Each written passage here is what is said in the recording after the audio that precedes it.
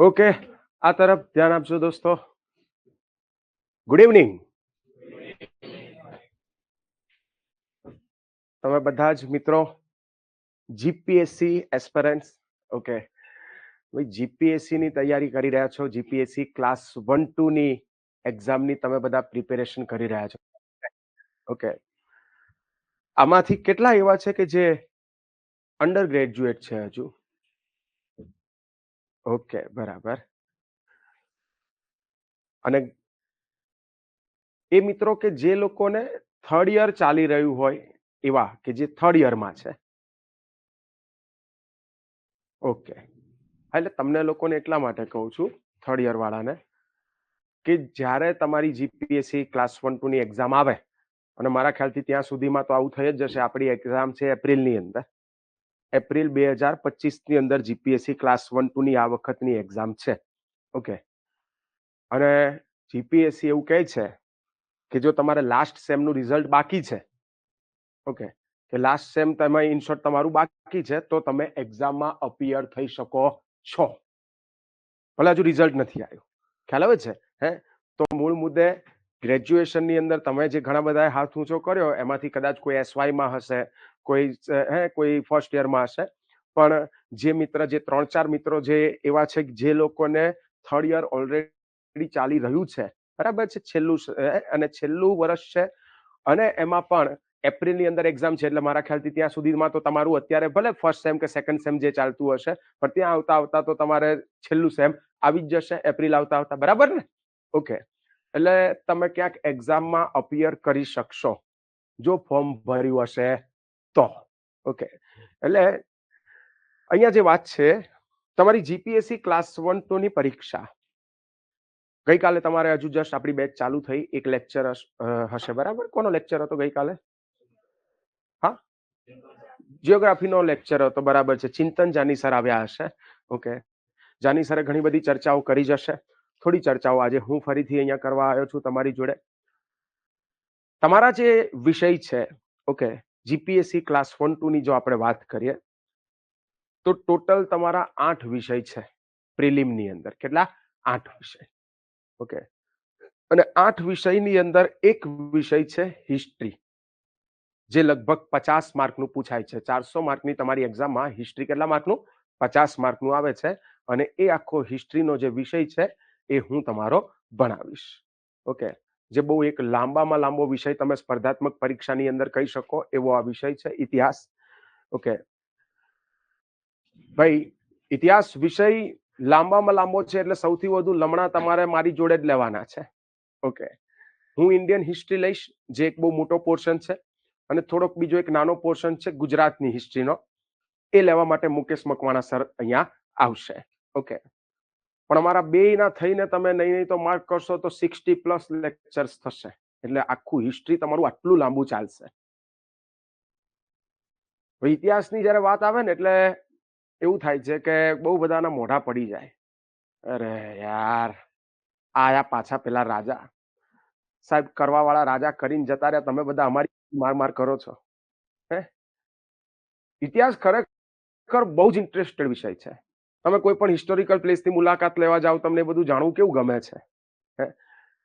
પિક્ચરો બને હિસ્ટોરિકલ કોઈ ઇવેન્ટ્સ ઉપર, તો તમને કેવી એની જોવાની મજા આવે છે. ઇતિહાસ ખરેખર આટલો જ ઇન્ટરેસ્ટેડ વિષય છે, પણ શું છે કે આપણા સ્કૂલના માસ્તરોએ એને થોડું બોરિંગ બનાવી દીધો છે તમારા બધા માટે. કેમ કે આપણે સ્કૂલમાં ખબર જ છે કે સાહેબ આવે ને પછી સાહેબ કહાની ચાલુ કરે. કહાની ના ચાલુ કરે, ચોપડીઓ બધાના હાથમાં કે ખોલો ચોપડી, એટલે બેટા તું પહેલો ફકરો વાંચ, બેટો પહેલો ફકરો વાંચ, એટલે બેટા તું બીજો ફકરો વાંચ, બેટો બીજો ફકરો વાંચ, એટલે બેટા તું ત્રીજો ફકરો વાંચ, બેટો ત્રીજો ફકરો વાંચે. પછી કે બધાને કે ખબર પડી? તો કે હા પડી. ઓકે, ચલો આગળ, ચેપ્ટર પૂરું. આ જ વસ્તુ ચાલતી હતી. ઇતિહાસ જેવો રસપ્રદ વિષય કે જેમાં ઘણી બધી ચર્ચાઓ, વાર્તાઓ ક્યાંક કરવાની હતી, પણ ક્યાંક સાહેબોએ આપણને કરી નહીં. અને એટલા માટે આટલો રસપ્રદ વિષય, ઇતિહાસ જેવો રસપ્રદ વિષય તમને બધાને બોરિંગ લાગવા લાગ્યો. પણ આપણે ચિંતા કરવાની જરૂર નથી.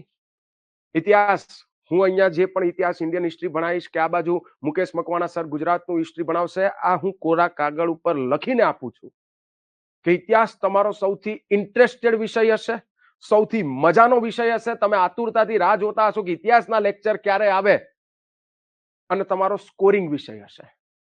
આ હું કોરા કાગળ ઉપર લખીને આપું છું. પણ જે વાત છે એમ છે કે તાળી હંમેશા બે હાથે વાગે, એક હાથે નહીં. અમે અમારા તરફથી જે એફર્ટ્સ આપીએ છીએ તો સામે તમારા તરફથી પણ એટલા જ એફર્ટ્સ હોવા જોઈએ. જ્યારે અમે 2 કલાક લેક્ચર લેતા હોઈએ તો 2 કલાક તમે અહીંયા પૂરેપૂરા પ્રોપર હાજર હોવા જોઈએ. કેમ કે થાય છે એવું કે 2 કલાક છોકરો બેઠો જ હોય, બસ બેઠો જ હોય, બસ બેઠો જ હોય. ચીતડું ક્યાંક બીજે ફરતું હોય, ચીતડું ચકડોળ મારું આમ તેમ ઘૂમતું ને આંખ લડી ગઈ મેળામાં. એનું મન ક્યાંક બહાર ફરતું હોય, મસ્ત બહાર વરસાદ પડતો હોય તો કે હારું આજે દાળવડા ખાધા હોત તો મજા આવે. ઘરે દાળવડા બન્યા હોય તો મજા આવશે. કોઈને ગર્લફ્રેન્ડ બોયફ્રેન્ડ હોય તો એ વિચારતા હોય કે આજે અત્યારે અમે 2 લોંગ ડ્રાઈવ ઉપર નીકળ્યા હોત તો મજા આવે. એટલે એનું મન બહાર ફરતું હોય. પણ એવું કરવાનું નહીં. જેવું મન બીજે ક્યાંક ભટકે એટલે તરત પાછું ક્લાસમાં લઈ આવવાનું એને. ક્લિયર? ભાઈ ધ્યાન આપજો. એટલે તાળી બે હાથે વાગે. તમારે પણ અહીંયા આવો છો તો 2 કલાક એટલું જ વ્યવસ્થિત રીતે ભણવાનું છે. પછી અહીંયા અમે સરસ કહાની ચાલતી હોય ને તમારું મન ક્યાંક બહાર ભટકતું હોય તો એ ન ચાલે. ઓકે. પછી ઘણી વાર આ વસ્તુ પણ બનતી હોય કે છોકરાનો અપ્રોચ ખાલી એવો હોય, થેલો લઈને આવ્યો ને થેલો લઈને ગયો, તો એ અપ્રોચ સાથે પણ પરીક્ષા પાસ થાય નહીં. અહીંયા તમે ભણો છો તો ઘરે જઈને પણ એનું એટલું રિવિઝન કરવું પડે. જો અહીંયા બહુ સત્ય હકીકતની આપણે ચર્ચા કરીશું, હવામાં વાતો નહીં કરીએ. જો આની આ જ વસ્તુ મારે ક્યાંક યુટ્યુબ ઉપર કે એવા કોઈ પ્લેટફોર્મ ઉપર આપણે કહેવાની હોય અથવા તો મોટા મોટા જે પેલા મોટિવેશનલ સેમિનારો છે એની અંદર કહેવાની હોય તો અમે માત્ર મોટિવેશનલ વાતો જ કરીએ. મજા જ આવે બધાને. હવા જ ભરવાની હોય એમાં, હવા જ ભરવાની હોય. ઓકે. 100% મોટિવેશન પણ ક્યાંક જરૂરી છે, પણ અમુક સત્ય વસ્તુ કહેવી પણ જરૂરી છે. પણ એવા પ્લેટફોર્મ ઉપરથી એવી વાતો કરીએ તો લોકોને નથી ગમતી હોતી, એટલે અમે પછી એને ઇગ્નોર કરીએ. પછી જ્યારે છોકરો એક સિરિયસલી એમ મન બનાવી દીધું હોય એને કે હા મારે તૈયારી કરવી જ છે ને, જ્યારે અહીંયા આવે છે ત્યારે અમે એને અમુક સત્ય હકીકત વાતો કરતા હોઈએ છે કે ભાઈ જો સપના તો તમે બધાએ સેવી લીધા કે ક્લાસ 1 ઓફિસર બનવું છે. સપના સેવા બહુ અલગ વસ્તુ છે, પણ એને પૂરા કરવા માટે જે મહેનતની જરૂર પડે એ મહેનત કરવી એ અલગ વસ્તુ છે. કેમ કે લોકોથી એ મહેનત થતી નથી. ખ્યાલ આવે છે?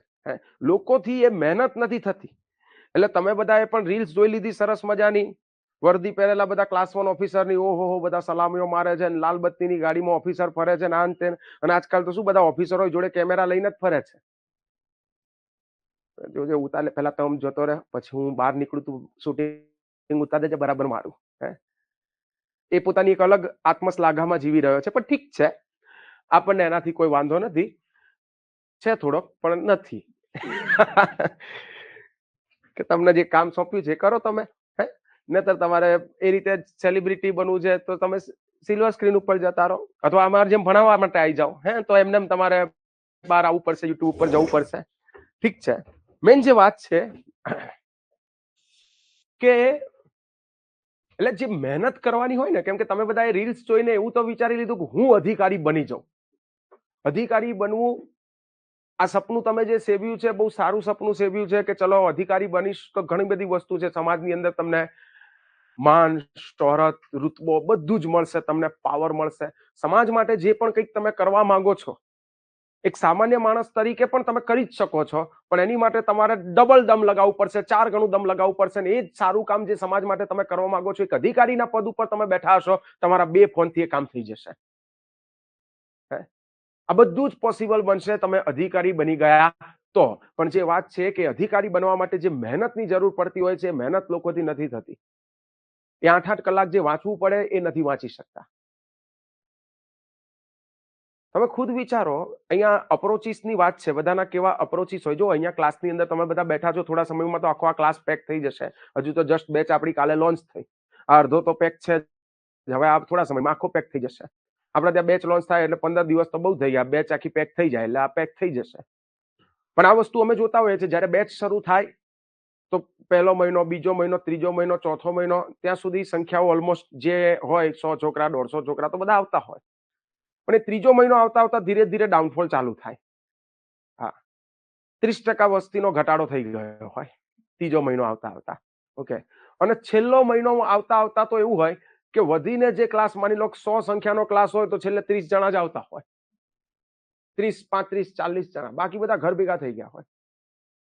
એમાંય છેલ્લે અમુક લોકો ઘટી જાય છે છેલ્લા 2 મહિનામાં, એ રીતે ઘટી જતા હોય છે જે બહારથી તૈયારી કરવા જે માસ આવતો હોય, જે અહીંયા રહેતો હોય, પીજીમાં રહેતો હોય, તો એ છોકરાને ખબર હોય કે હવે ઓકે ચલો છેલ્લા મહિનો, 1.5 મહિનો, 2 મહિના જ રહ્યા છે ને ઓલમોસ્ટ સિલેબસ બધો પતી ગયો છે, અમુક જ પોઈન્ટ્સ રહ્યા છે, તો એને એ ગણતરી મારી હોય કે ભાઈ 2 મહિના અહીંયા હું રોકાઉં તો એટલીસ્ટ મારો 30,000 જેવો એક્સ્ટ્રા ખર્ચો થાય, મહિનાનો 15,000 પકડીને ચાલો, કે પીજીમાં રહેતો હોય 8,000 ત્યાં આપતો હોય, થોડા ભાડાના ખર્ચા થતા હોય, બીજા આડાવડા ખર્ચા થતા હોય, તો એનો 15,000 નો મહિનાનો મિનિમમ ખર્ચો હોય, તો એ વિચારે ચલો કે હવે ઓલમોસ્ટ પતી ગયું છે તો પછી હવે આટલું તો હું ઘરે બેઠો મેનેજ કરી લઈશ. તો એવી રીતે અમુક છોકરાઓ જતા રહેતા હોય, અને અમુક લોકોએ તો અધવચ્ચેથી જ હથિયાર મૂકી દીધા હોય, રીલ્સનું મોટિવેશન પતી ગયું. એકચ્યુઅલમાં તમારું મોટિવેશન રીલ્સ ન હોવું જોઈએ. તમારું મોટિવેશન તમે શું કરવા માંગો છો ને એ બધું હોવું જોઈએ, તમારી શું અત્યારે પરિસ્થિતિ છે એ બધું હોવું જોઈએ. તમે અધિકારી બનશો તો તમે સમાજ માટે શું કરી શકશો. સમાજ એટલે ખાલી માત્ર તમે જે જ્ઞાતિમાંથી આવો છો એ સમાજની વાત નથી, આ દેશ માટે તમે શું કરી શકશો. અને આવી બહુ બધી ભાવનાઓ જ્યારે તમારી અંદર એક વ્યવસ્થિત એવી ભેગી થઈ હશે તો એ તમારું રિયલ મોટિવેશન છે.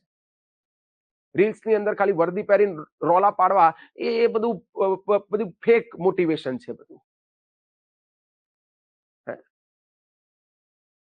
વર્દી પહેરી લેવાથી પણ કોઈ હીરો બની જવાતું નથી. હીરો એના વિચારોથી હીરો હોય છે. એમ કે અહીંયા વર્દી પહેરીને રોલા પાડતા હોય, સિંઘમનું અહીંયા પેલું મ્યુઝિક લગાવ્યું હોય અને પછી 4 રસ્તે ઉઘરાણી ચાલતી હોય, તો એ કેવા. અને ભાઈ કોઈ એવું ના કહેતા કે નાના સાહેબ આવું નહીં ચાલતું સમાજમાં, એ તો તમે બધા જુઓ જ છો. ઠીક છે, એટલે મેઇન વાત છે કે ભાઈ તમે લોકો તમારું જે મોટિવેશન છે તો એ માત્ર કોઈ રીલ્સ કે એની અંદર કોઈ આમ હીરો જેવી પર્સનાલિટી પાડી રહ્યું છે વર્દી પહેરીને, એ તમારું ફેક મોટિવેશન હોવું જોઈએ નહીં. અને તમારી જે પરિસ્થિતિ છે ને એ તમારું સૌથી મોટામાં મોટું મોટિવેશન છે. તમે સમાજને શું આપવા માંગો છો, ભવિષ્યમાં સમાજ માટે શું કરવા માંગો છો, એ મોટામાં મોટું મોટિવેશન છે. ઓકે, હવે અહીંયા જે વાત છે કે જે મેં તમને કીધું એમ કે ભાઈ તાળી બે હાથે વાગે. અમે જે અહીંયા ભણાવીએ, અમે જે અહીંયા કરાવીએ, તમારે પણ ઘરે જઈને એટલી મહેનત કરવી પડે તો એક્ઝામ પાસ થવાય.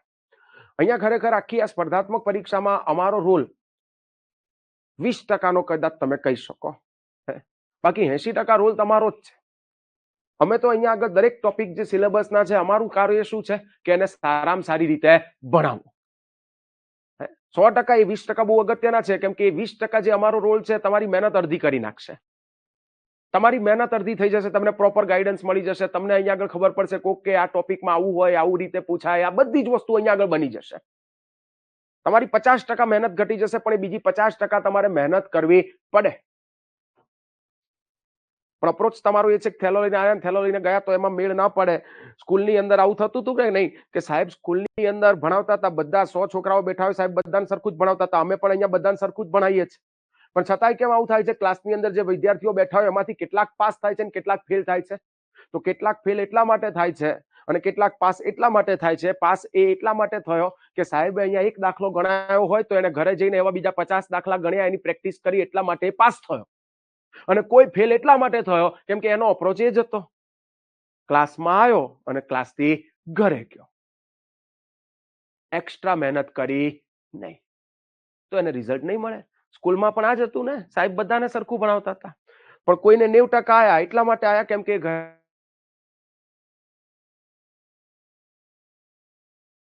ફેલ થયો, કોઈને 35% જ આયા એટલા માટે આયા કેમ કે એને કોઈ એક્સ્ટ્રા એફર્ટ આપ્યા નહીં. એટલે આ જે એક્સ્ટ્રા એફર્ટ આપવાની વાત છે ને તમારા તરફથી, એ મેઇન 80% વાળો એ રોલ છે.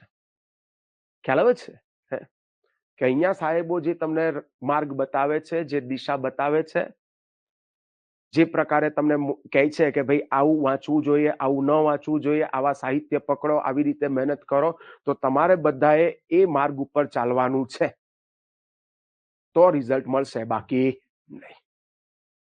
ક્લિયર? ઓકે. કેમ કે આ બધા જ ફેકલ્ટી અનુભવી ફેકલ્ટીઓ છે, આ બધા જ ફેકલ્ટીઓ છે જે લોકો ક્યાંક ને ક્યાંક મેન્સ આપી ચૂકેલા બધા ફેકલ્ટીઓ છે, અનુભવો ઘણા બધા છે એમની જોડે. લગભગ આપણા ત્યાંની દરેક ફેકલ્ટીઓ મિનિમમ 10 વર્ષનો અનુભવ ધરાવે છે આ ફિલ્ડની અંદર. છેલ્લા 10 વર્ષથી આ ફિલ્ડની અંદર છે બધા. 10 વર્ષની અંદર આ ફિલ્ડમાં કેવા કેવા પ્રકારના ક્વેશ્ચનો પૂછાઈ ગયા છે દરેક એક્ઝામોની અંદર, કેવી રીતે પૂછે છે, આ લોકો બહુ જ વ્યવસ્થિત જાણે છે. તો એ જે કહે છે એને ખાસ ફોલો કરવાનો આગ્રહ રાખજો. ક્લિયર? ઓકે, ધ્યાન આપજો. હજુ જે અહીંયા થોડીક ચર્ચાઓ કરવી છે. ઇવન તમારી સ્કૂલ કોલેજનો અપ્રોચ અને અહીંયાનો અપ્રોચ બે અલગ છે દોસ્તો. સ્કૂલ કોલેજનો આપણો અપ્રોચ એવો હતો, સ્કૂલ કોલેજની પરીક્ષા આપણી મિનિમમ માર્કે પાસ થવાતી હતી.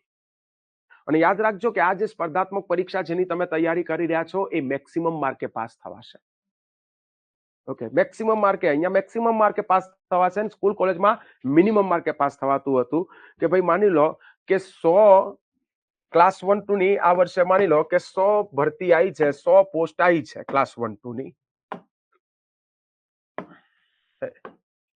100 પોસ્ટ આવી છે તો 100 જ લોકો સિલેક્ટ થશે.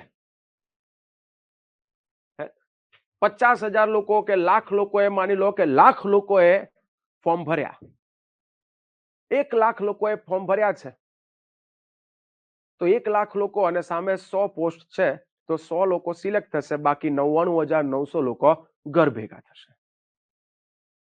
પોઈન્ટ 1 માર્ક થી રહી ગયો હશે તો એ ફેલ એટલે ફેલ જ કહેવાશે. સ્કૂલમાં શું હતું કે 100 માર્કનું પેપર હતું, 35 માર્ક લાયા, પાસ થઈ ગયા. તો ત્યાં મિનિમમ માર્કે પાસ થવાતું હતું. અહીંયા એવો મિનિમમ માર્ક વાળો કોઈ ક્રાઇટેરિયા નથી, અહીંયા મેક્સિમમ માર્કે પાસ થવાનું છે. જેના સૌથી હાઈએસ્ટ માર્ક છે એ 100 લોકો સિલેક્ટ, બાકી બધા ઘર ભેગા. ક્લિયર? એટલે આ વસ્તુ મગજમાં ખાસ બેસાડી દેવી. એટલે તમારે જે પરફોર્મન્સ આપવાનું છે એવી રીતે આપવાનું છે કે માત્ર ને માત્ર તમારો અપ્રોચ કે ભાઈ એવું ન હોવો જોઈએ કે મારી જોડે સારું નોલેજ છે. તમારી જોડે બીજા કરતા પણ સારું નોલેજ હોવું જોઈએ. તમારી બાજુમાં જે બેઠો છે એ તમારો કોમ્પિટિટર છે, એના કરતા પણ સારું નોલેજ હોવું જોઈએ. એટલું સારું નોલેજ હોવું જોઈએ કે પેલા જે 100 લોકો છે, આ લાખ લોકોની અંદર જે 100 સિલેક્ટ કરવાના છે એની અંદર આપણે આવી શકીએ. 99,900 કરતા બેટર આપણું નોલેજ હોવું જોઈએ તો આપણે સિલેક્ટ થઈએ. ખ્યાલ આવે છે? ધ્યાન આપજો. એટલે અહીંયા મેક્સિમમ માર્કે પાસ થવાશે. એટલે ક્યાંય પણ તૈયારીમાં ઢીલું છોડવાનું રહેતું નથી. ઇવન મહેનત, મેં કીધું મહેનત તમારી જે છે કેવી હોવી જોઈએ? સાપેક્ષ મહેનત હોવી જોઈએ. પાછી કેવી વાત છે, મહેનત તમે પણ કરી રહ્યા છો, તમારી બાજુવાળો વિદ્યાર્થી, તમારી બાજુવાળો મિત્ર મહેનત કરી રહ્યો છે, આખા ક્લાસની અંદર બધા મહેનત કરી રહ્યા છે. પણ તમારી મહેનત એવી છે કે 2 કલાક તમે લેક્ચરમાં આવો છો અને ઘરે જઈને ખાલી ગણીને 2 કલાક તમે વાંચો છો. એટલે તમે દિવસની 4 કલાક મહેનત કરો છો. તમારો જ બાજુનો તમારો મિત્ર જે છે એ 2 કલાક ક્લાસમાં તો આવે જ છે, આ સિવાય ઘરે જઈને 6 થી 8 કલાક એફર્ટ આપે છે, 6 થી 8 કલાક મહેનત કરે છે. તો મને એમ કહો કે પાસ થવાના ચાન્સ કોના વધુ? કે જે પેલો ઘરે જઈને બીજા એક્સ્ટ્રા 6 થી 8 કલાક એફર્ટ આપે છે એના. એટલે મૂળ મુદ્દે અહીંયા જે વાત છે કે મહેનત તો એ કરે છે અને મહેનત તો તમે કરો છો, પણ તમારી જે મહેનત છે એ સામેવાળો જે મહેનત કરી રહ્યો છે એના કરતા થોડી વધુ એડવાન્સ હોવી જોઈએ. જો તમારો મિત્ર ક્યાંક 6 કલાક વાંચે છે તો તમારું 8 કલાકનું રીડિંગ હોવું જોઈએ, તો તમે એને કોમ્પિટિશનમાં કમ્પીટ કરી શકશો. સમજાય છે? અને એમાં પણ પાછી મહેનતમાં પણ ફરક છે પાછું. હવે સપોઝ સાહેબ કે બસ ખાલી આટલું જ હોય, પેલો 6 કલાક વાંચે તો હું 8 કલાક વાંચું તો હું પાસ થઈ જાઉં? પણ એમાં બીજા પણ વસ્તુઓ મેટર કરે છે. પેલો 6 કલાક ભલે વાંચતો હતો, તમે 8 કલાક ભલે વાંચતા હતા, પણ તમે 8 કલાક એવું સાહિત્ય પકડીને બેઠા કે એવું વાંચવાનું લઈને બેઠા જે એક્ઝામ માટે કામનું નહોતું. અને પેલો ભલે 6 કલાક વાંચી રહ્યો હતો, પણ એ 6 કલાક એક્ઝેક્ટ એવા મુદ્દાઓ પકડીને બેઠો છે જે એક્ઝામ લક્ષી છે. તો પાછા પાસ થવાના એના ચાન્સ વધુ. ભલે એ કદાચ તમારા કરતા કલાક 2 કલાક ઓછું વાંચતો હતો. સમજાવું તમને કે ભાઈ કરંટ અફેર, તમારો એક ટોપિક કરંટ અફેર. હવે તમને કોઈ કહી દીધું કરંટ અફેરમાં છાપા વાંચવાના હોય, તમે કીધું ઓકે છાપા વાંચવાના. એટલે તમે રોજ સવાર પડે ને 2 કલાક છાપામાં માથું નાખીને બેસી ગયા, આખું છાપું ઉડાડ નાખ્યું, સહિયાર પૂર્તિ સહિત વાંચી નાખ્યું, अपनी त्वचा को कैसे सुरक्षित बनाए। હવે ભાઈ કરંટ અફેર ની અંદર એવી કોઈ વસ્તુ તમારી માટે કામની નથી, પણ તમને ખાલી કોઈકે કીધું કરંટ અફેરમાં છાપાઓ વાંચવાના એટલે તમે આખા ગામનું પકડીને બેસી ગયા, તો એ તમારી માટે કામનું નતું. 2 કલાક બગાડ્યા ભાઈ તમે એમાં, એટલે દેખાયું એવું કે 2 કલાક તમે મહેનત કરી રહ્યા છો, પણ 2 કલાકની અંદર જે કામની મહેનત હતી એ તો ખરેખર અડધો કલાકની જ હતી. કેમ કે છાપામાં બધું કામનું હોતું નથી. છાપાનું પહેલું પેજ સૌથી વધુ કામનું હોય, કે જે કંઈક એક્ઝામ લક્ષી જે તમારી માટે છે બધું પહેલા પેજમાં તો તમને મળી જ રહે. સરકાર કંઈક નવી પોલિસી લાવવાની હોય, આપણે કોઈક નવો મિસાઇલ કાર્યક્રમ લોન્ચ કરેલો હોય, આપણે કોઈ પ્રમુખ સ્પોર્ટ્સની ઇવેન્ટની અંદર આપણે વિજય મેળવ્યો હોય, કે કોઈ પ્રમુખ એવોર્ડ સમારોહ થયેલા હોય, તો આની માહિતીઓ તમને પહેલું પેજ અને છેલ્લા 2 પેજ આની અંદર ઓલમોસ્ટ મળી જાય માહિતી. પછી વચ્ચે તો બધો કચરો જ ભરેલો હોય છે. સોનાના ભાવ આટલા થયા, ચાંદીના આટલા થયા, તે કામનું નથી તમારી માટે. એ કરંટ અફેરનો મુદ્દો નથી, એ તો રોજ બદલાતા હોય. પેપરમાં કોઈ દાડો નહીં પૂછ્યા કે આ સોનાનો ભાવ કેટલો છે. ઇવન જે પેલા લોકલ ન્યૂઝ આવતા હોય, ફલાણી જગ્યાએ સાસુએ જમાઈને માર્યો, જમાઈ ગંભીર રીતે ઘાયલ, તે લોકલ ન્યૂઝ. એવું બધું કઈ એક્ઝામમાં પૂછાવ નથી કઈ જગ્યાએ સાસુએ જમાઈને મારેલો. Option A Surat, option B Ahmedabad, કઈ જગ્યાએ ઘટના બની થોડું પૂછાશે તમને? નહીં પૂછાય. તેવા લોકલ ન્યૂઝ કઈ કામના નથી હોતા, પણ આપણી પબ્લિક જેને ખબર નથી હોતી એ આ બધું વાંચવા બેસી જાય, તો એના પાસ થવાના ચાન્સીસ નથી. દેખીતી રીતે તો એવું દેખાઈ રહ્યું છે કે છોકરો 2 કલાક છાપું વાંચ્યું, પણ 2 કલાકમાં એને એવું ફાલતુનું વાંચ્યું જે કામનું નતું. ઇવન એક્ઝામની અંદર ખાસ જે અહીંયા વાત છે, આ સ્પર્ધાત્મક પરીક્ષાનો મોટામાં મોટો સિગ્મા રૂલ છે, મગજમાં બેસાડી લેવો. જ્યાં સુધી એક્ઝામ પાસ નથી થતા ત્યાં સુધી તમારો સિલેબસ તમારા મગજમાં એકદમ ક્લિયર હોવો જોઈએ.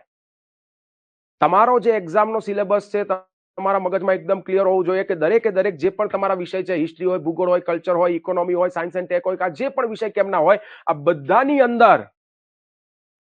બધાની અંદર જે સિલેબસના મુદ્દાઓ આપ્યા છે એના સિવાયનું બહારનું કંઈ અડવાનું થતું નથી. સ્પર્ધાત્મક પરીક્ષાનો મોટામાં મોટો રૂલ છે કે કામનું વાંચીને પાસ થવાય, ગામનું વાંચીને નહીં. ક્લિયર? કામનું કરીને પાસ થવાય, ગામનું કરીને નહીં. ગામનું કરીને કરોડપતિ થઈ જવાય, પાસ ના થવાય. સમજાય છે? એટલે કામનું વાંચવાનું છે સાહેબ. કામનું એટલે કયું? જે સિલેબસમાં લખેલું છે એ. સિલેબસ સિવાયનું બધું નકામું. સમજાવું હજુ થોડું બેટર તમને ખ્યાલ આવે એની માટે. આપણા ત્યાં આગળ એક સમસ્યા શું છે વિદ્યાર્થીઓની ખબર છે? વિદ્યાર્થી સીધું આજકાલ જે આ 2014 પછી આ એક ખેલ વધુ બન્યો છે. 2014-15 પછી જ્યારથી આ 3G 4G આવી ગયું, ઇન્ટરનેટ યુગ ધમધમવા લાગ્યો આપણો, એટલે બધા લોકો હવે નેટ ઉપર સીધું સર્ચ મારે ટોપર્સ બુક લિસ્ટ. શું સર્ચ મારે? Toppers book list. અને ટોપર્સ બુક લિસ્ટ ની અંદર એ પકડે સીધો યુપીએસસી ના ટોપરનું બુક લિસ્ટ. હવે યુપીએસસી ના ટોપરનું એને બુક લિસ્ટ પકડ્યું. હવે એને કીધું પ્રાચીન ભારત માટે RS શર્મા વાંચો, મધ્યકાલીન માટે કાક સતીશ ચંદ્ર વાંચો, અર્વાચીન માટે વિપિન ચંદ્ર વાંચો, અથવા તો સ્પેક્ટ્રમની બુક વાંચો, અથવા તો કોઈ કે કીધું એક પ્રાચીન ભારત માટે તમે ઉપેન્દ્રસિંહ સાહેબની બુક વાંચો. હવે આવું બધી બુક કીધી હોય, તમે જઈને પાછા લઈ આવો. તમે જઈને પાછા લઈ આવો બુક. અને બસ, એટલે તમારે અહીંયા કરવાની હતી તૈયારી જીપીએસસી ની. અને પેલા એ યુપીએસસી ના ટોપરે યુપીએસસી ના સિલેબસના આધારેની જે બુક કામની હતી એ સજેસ્ટ કરી અને તમે એ બુક લઈ આવ્યા. હવે જેમ કે તમારા સિલેબસમાં તમે જોવા જાઓ તો પહેલો જ પોઈન્ટ છે સિંધુ ખીણની સભ્યતા. આગળનો આખો આદિમાનવ યુગ કે આ તે તમારી એક્ઝામમાં છે જ નહીં, સિલેબસમાં જ નથી. હવે તમે ઉપેન્દ્રસિંહ સાહેબની બુક લઈ આવ્યા, એમાં આગળ 200 પાના તો એમણે આદિમાનવ સંસ્કૃતિના ભર્યા છે. અને તમે તો બુક લઈ આવ્યા, સિલેબસ ખબર નથી, ગાંડાની જેમ પકડીને વાંચવાનું ચાલુ કર્યું, એટલે આગળના 200 પાના તમે વાંચી લીધા. એ આદિમાનવ આખી સંસ્કૃતિ વાંચી લીધી. પણ મને એમ કહો એમાંથી એકય માર્કનું આવશે? નહીં આવે. કેમ કે સિલેબસનો પોઈન્ટ નથી. એટલે 200 પાના વાંચી લીધા, એની પાછળ તમે તમારો સમય વેડફી દીધો, તમે એની પાછળ મહેનત કરી આ તે, પણ એમાંથી કઈ આવશે નહીં, કેમ કે એક્ઝામ લક્ષી હતું નહીં, તમારા સિલેબસનો પોઈન્ટ હતો નહીં, એટલે ત્યાંથી કઈ પૂછાશે નહીં. એટલે આટલી બધી મહેનત કર્યા પછી પણ ત્યાંથી તમારું આઉટપુટ શું? 0.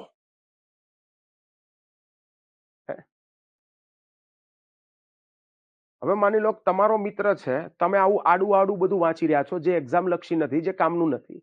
કે ભાઈ સાયન્સ આવે તો સાયન્સમાં તમે જનરલ સાયન્સ વાંચવાનું ચાલુ કર્યું, અને તમારા ક્લાસ 1-2 ની અંદર છે સિલેબસમાં science and tech, general science નહીં.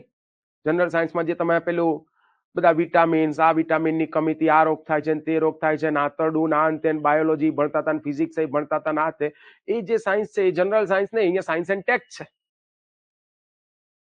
જેની અંદર ડિફેન્સ આવે છે, તમારું અવકાશ કાર્યક્રમનો મુદ્દો છે એની અંદર.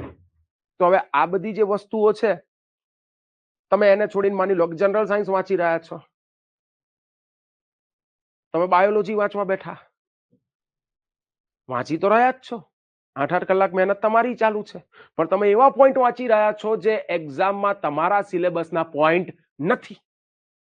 છે સાયન્સ જ, વાંચી સાયન્સ જ રહ્યા છો, પણ જે એક્ઝામના સિલેબસના પોઈન્ટ નથી. તમારે ડિફેન્સ વાંચવાનું હતું, તમે આંતરડા પકડીને બેઠા છો, આ મોટું આંતરડું ના નાનું આંતરડું ને હજમ ના થાય તો તમે 2 ગોળી કરી જાઓ કાયમ ચૂર્ણની.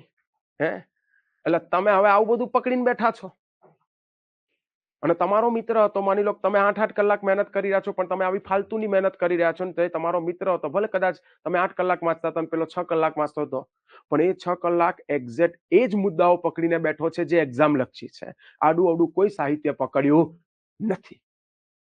તો હવે મને એમ કહો કે કોના પાસ થવાના ચાન્સ વધી જશે? જે ભલે 6 કલાક વાંચતો હતો, પણ જે એક્ઝામ લક્ષી વાંચતો હતો એના. એટલે મારો જે કહેવાનો તાત્પર્ય છે એવો છે કે એક તો તમારે વાંચવાનું છે, એક્ઝામ લક્ષી વાંચવાનું છે, અને એક્ઝામ લક્ષીમાં પણ એવું ધ્યાન રાખવાનું છે કે બીજા કરતા આપણે થોડું વાંચન આપણું વધુ હોય, તો આપણા પાસ થવાના ચાન્સ વધુ. એટલે આ પેલી વાત છે ને કે ભાઈ કોઈ ફરક નથી પડતો કે તમે કેટલું ફાસ્ટ ભાગો છો, ફરક એનાથી વધુ પડે છે કે તમે કઈ દિશામાં ભાગો છો. તમારી મંજિલ આ બાજુ છે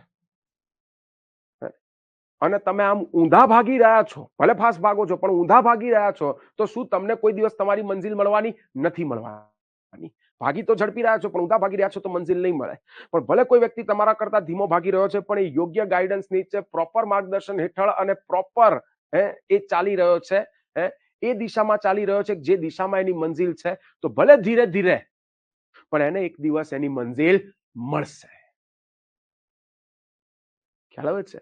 એટલે અહીંયા જે મોટામાં મોટી વાત છે એ છે કે એક્ઝામ લક્ષી વાંચવું, કામનું વાંચવું, અને બીજું કે તમારી બાજુમાં જે તમારો કોમ્પ્યુટર બેઠો છે એ કદાચ જો 6 કલાક મહેનત કરે છે તો આપણી એટલીસ્ટ 7 થી 8 કલાક મહેનત હોવી જોઈએ.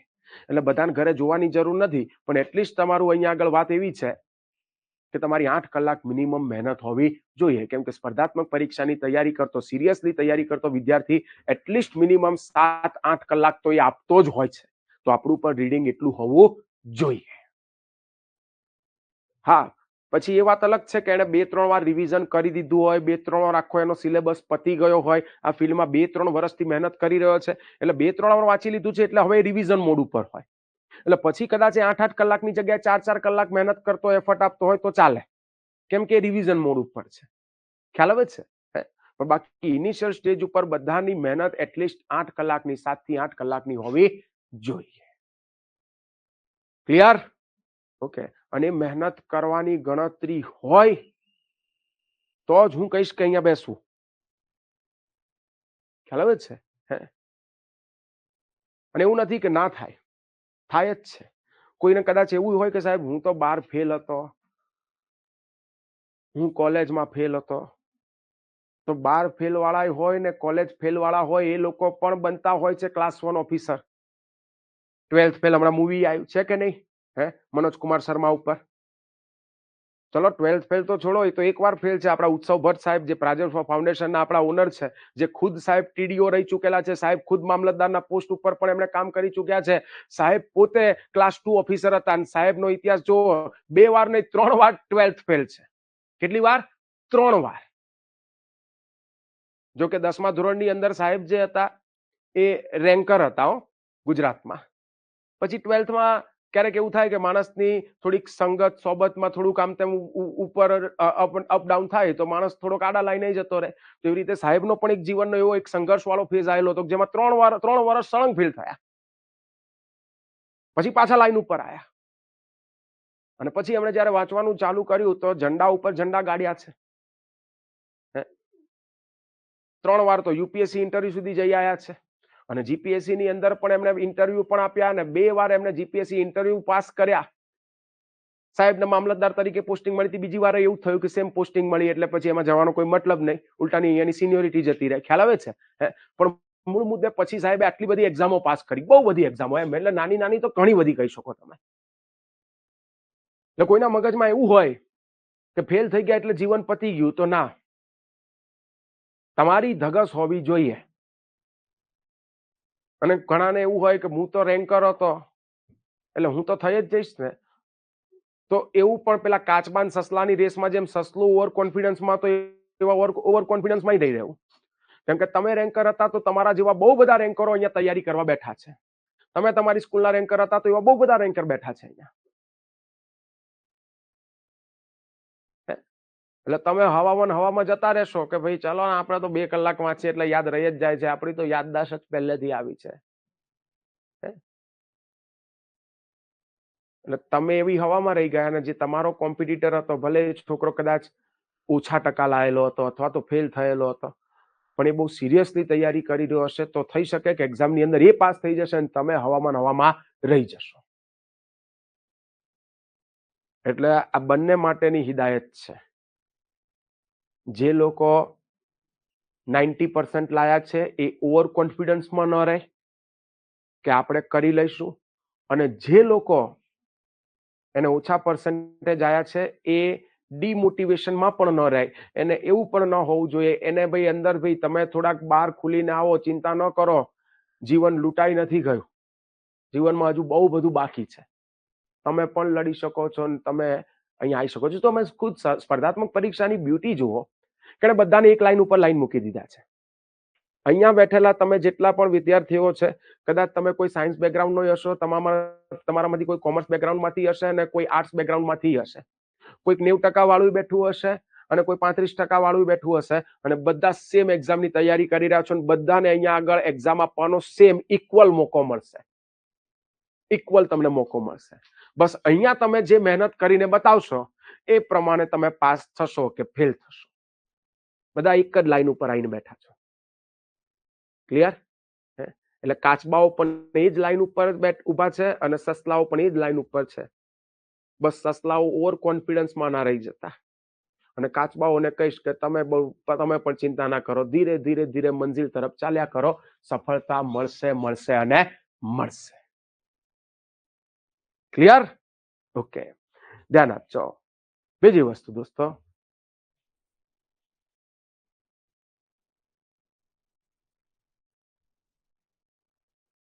આ તરફ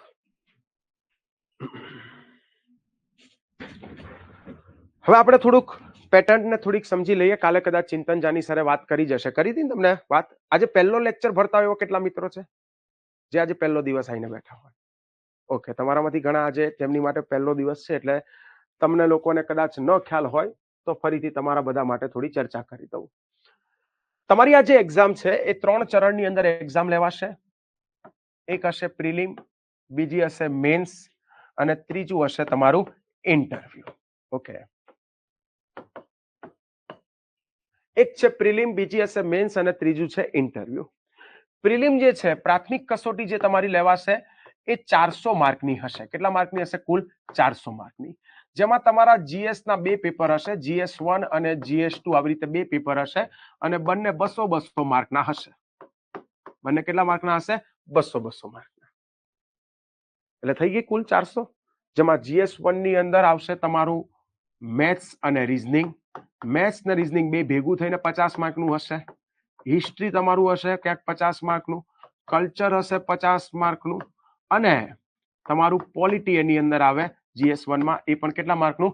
50 માર્કનું. અને આ તરફ GS2 ની અંદર જીઓગ્રાફી હશે 50 માર્કનું. કરંટ અફેર જે છે એ હશે તમારું 50 માર્કનું. કરંટ અફેર 50 માર્કનું હશે. ઇકોનોમી તમારું આવશે 50 માર્કનું.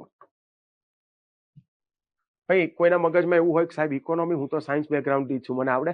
હા આવડે, કોઈ ચિંતા નહીં કરવાની. અને કોમર્સ વાળા ચિંતા નહીં કરવાની, સાહેબ સાયન્સ મને આવડે? હા આવડે.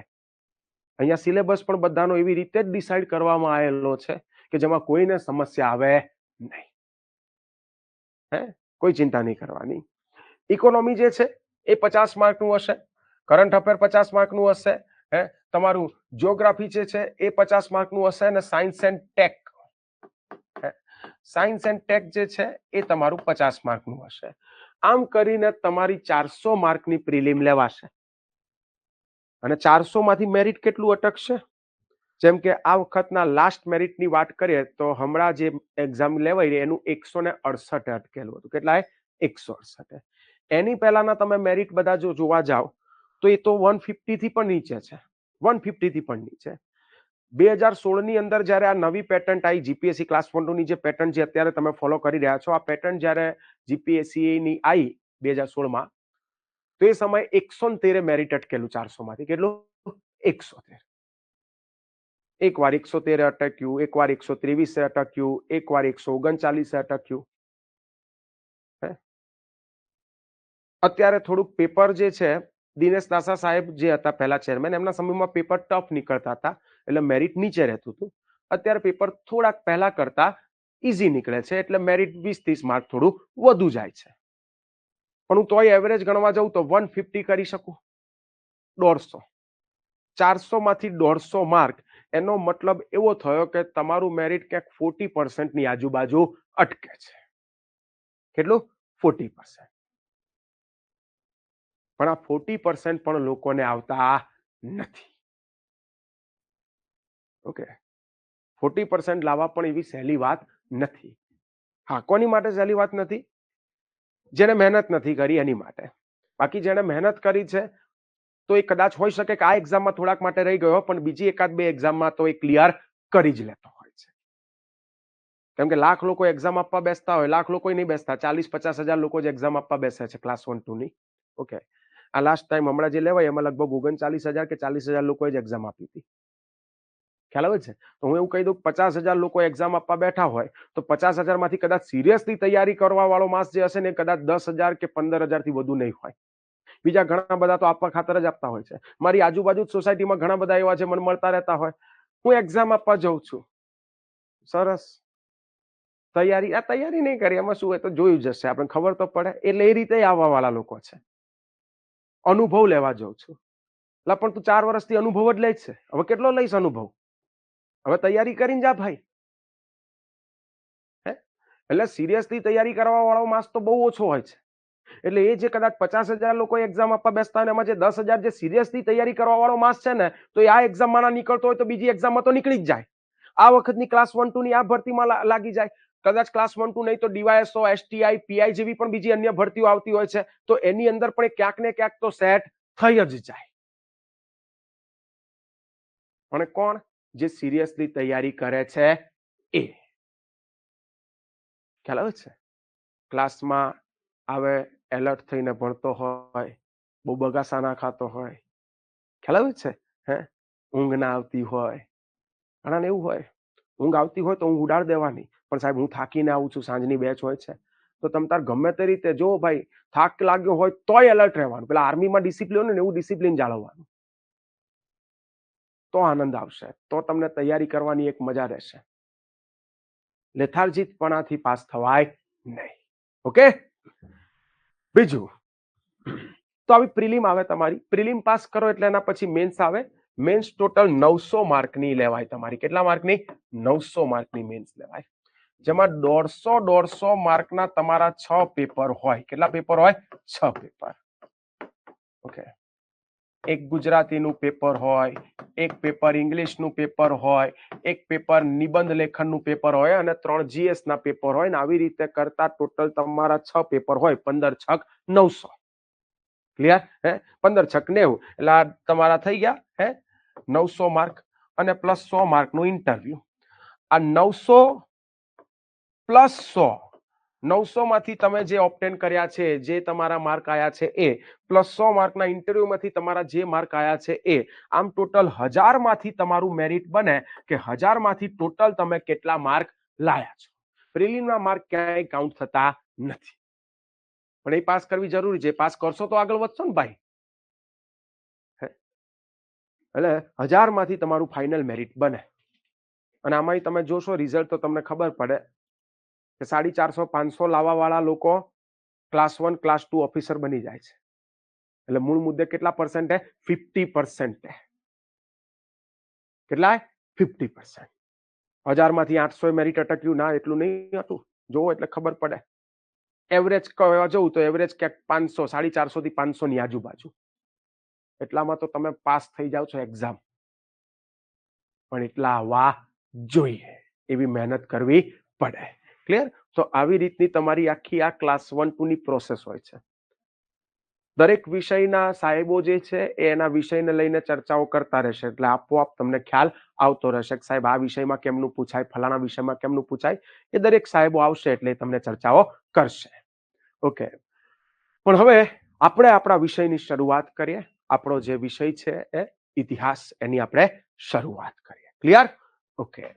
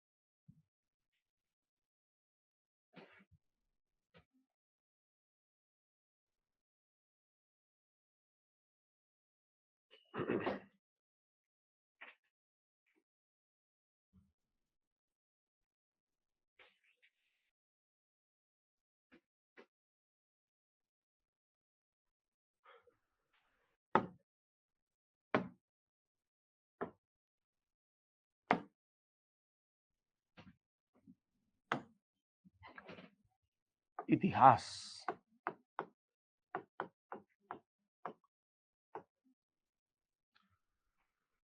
પહેલા તો ઇતિહાસ આ શબ્દને સમજીએ ઇતિહાસ આ એક સંસ્કૃત શબ્દ છે ઇતિહાસ આ એક સંસ્કૃત શબ્દ છે અને એને ભેગા કરીને શબ્દ બનાવ્યો છે ઇતિહાસ કે જેનો મતલબ થાય છે આવું કંઈ હતું અથવા તો આવું કંઈ થયું હતું ઇતિહાસનો મતલબ શું થાય છે આવું કંઈ હતું અથવા તો આવું કંઈ થયું હતું ભાઈ એવું કંઈ હતું અથવા તો એવું કંઈ થયું હતું એટલે જ આજે આવું બધું છે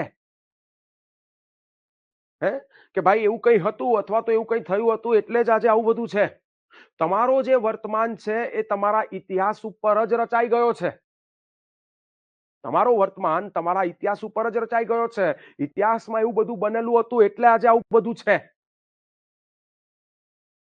આજે પ્લેન જોવો છો ઉડતું તો એટલા માટે કેમ કે ભૂતકાળમાં કોઈકે એની શોધ કરેલી છે એટલા માટે રાઈટ બ્રધર્સ હતા એટલા માટે આજે પ્લેન છે સમજાય જ છે હે ભાઈ તમે સમાજની અંદર જે પણ કંઈ જુઓ છો આ બધા માટે પણ ક્યાંક ને ક્યાંક જવાબદાર છે એની પાછળનો ઇતિહાસ કેમ તમે સમાજમાં એવું જોવો છો એક્ઝામની અંદર તમે જુઓ છો કે મહિલાઓ માટે રિઝર્વેશન છે કેમ રિઝર્વેશન છે તેના મૂળિયાઓ જ્યારે તમે કોઈ પણ વસ્તુને સમાજમાં શું ચાલી રહ્યું છે દેશમાં શું ચાલી રહ્યું છે અને આ બધું કેમ છે આ બધાને તમે ખાલી પ્રશ્ન પૂછશો કે આ દરેક સ્થિતિ જે છે એને લઈને એક જ પ્રશ્ન પૂછશો કે આવું કેમ છે એટલે એના મૂળિયા સીધા તમને જોવા મળશે ઇતિહાસમાં કે આવું કેમ છે આજે કે કેમ સ્ત્રીઓ માટે રિઝર્વેશન છે તો એટલા માટે રિઝર્વેશન છે કેમ કે ભૂતકાળમાં એવી ઘણી ઘટનાઓ બની ગઈ કે જેમાં સમાજના વર્ગનું શોષણ થયું સતી પ્રથા હોય, બાળકીને દૂધ પીતી કરવાનો રિવાજ હોય, કન્યાને કેળવણીથી દૂર રાખવાની વાત હોય. ભાઈ છોકરી હોય તો કે ભણાવવાની જ નહીં, 5 ચોપડી તો બહુ થઈ ગઈ, 5 ચોપડી ના ભણાવે ઘણા બધા લોકો. છોકરીનું કામ શું? તો કે ઘરનું કામ શીખવાનું હોય, એને તો ઘર સાચવવાનું છે. સમાજનો આ વર્ગ કે જેનો ઉત્થાન થવો જોઈતો હતો, જે સમાજનો વર્ગ જે આગળ આવો જોઈતો હતો, દેશના આર્થિક વિકાસમાં ક્યાંક એનું યોગદાન હોવું જોઈતું હતું, પણ એવું કઈ ઇતિહાસમાં હતું નહીં. સ્ત્રીઓનો આર્થિક વિકાસમાં તો કોઈ ફાળો નતો, ના બરાબરનો ફાળો. રાજનીતિક ઇતિહાસમાં ઘણ્યા ગાંઠિયા તમને એક્ઝામ્પલો મળી જાય, રાણી લક્ષ્મીબાઈ જેવા. બાકી આપણા ઇતિહાસની અંદર તમે જોવા જાવ તો સમાજના આ વર્ગનું બહુ શોષણ થયું છે, સ્ત્રીઓનું. 1947 દેશ જ્યારે આઝાદ થયો પછી આપણને ખબર પડી કે આપણા ત્યાં ચલો સંપત્તિના વિભાજનની અસમાનતા તો છે, પણ જ્ઞાનની અસમાનતા છે, નોલેજની પણ અસમાનતા છે. સમાજનો એક બહુ મોટો વર્ગ છે મહિલાઓ, એવું માની લે 50% ક્યાંક સમય મહિલાઓ હોય તો પણ આપણે જો માની લઈએ, જો 50% મહિલાઓ, દેશ આઝાદ થયો માની લે 35 કરોડની આજુબાજુ એ સમય ક્યાંક વસ્તી હતી આપણી, 30-35 કરોડ, તો 30-35 કરોડમાંથી હું માની લઉં 15 કરોડ મહિલાઓ હશે.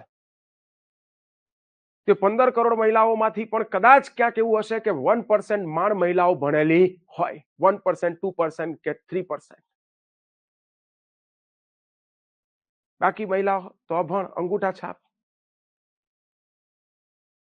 દેશની આર્થિક વિકાસમાં કે એમાં કોઈ એમનું યોગદાન જ નહીં.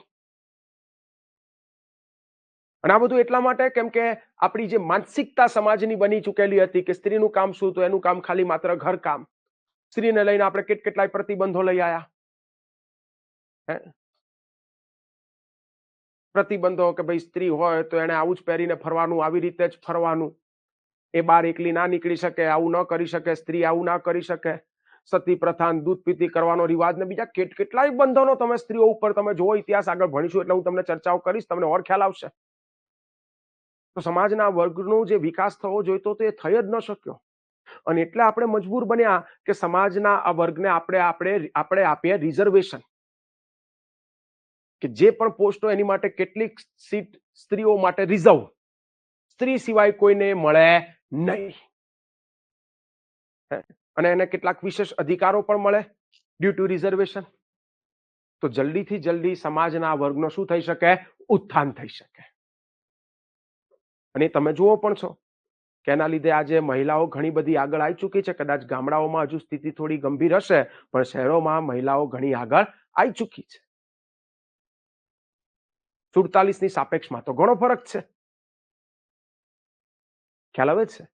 તો આજે તમે મહિલાઓ માટે રિઝર્વેશન જોવો છો કે આપણા બંધારણ સભામાં જે બધા બેઠેલા હતા એ ગાંડા નતા, એ સમજતા હતા કે રિઝર્વેશન આપીશું તો આ વર્ગનું ઉત્થાન થશે, નહીતર પુરુષ પ્રધાન માનસિકતા ધરાવતો આપણો આ સમાજ આ વર્ગને દબાયેલો જ રાખશે.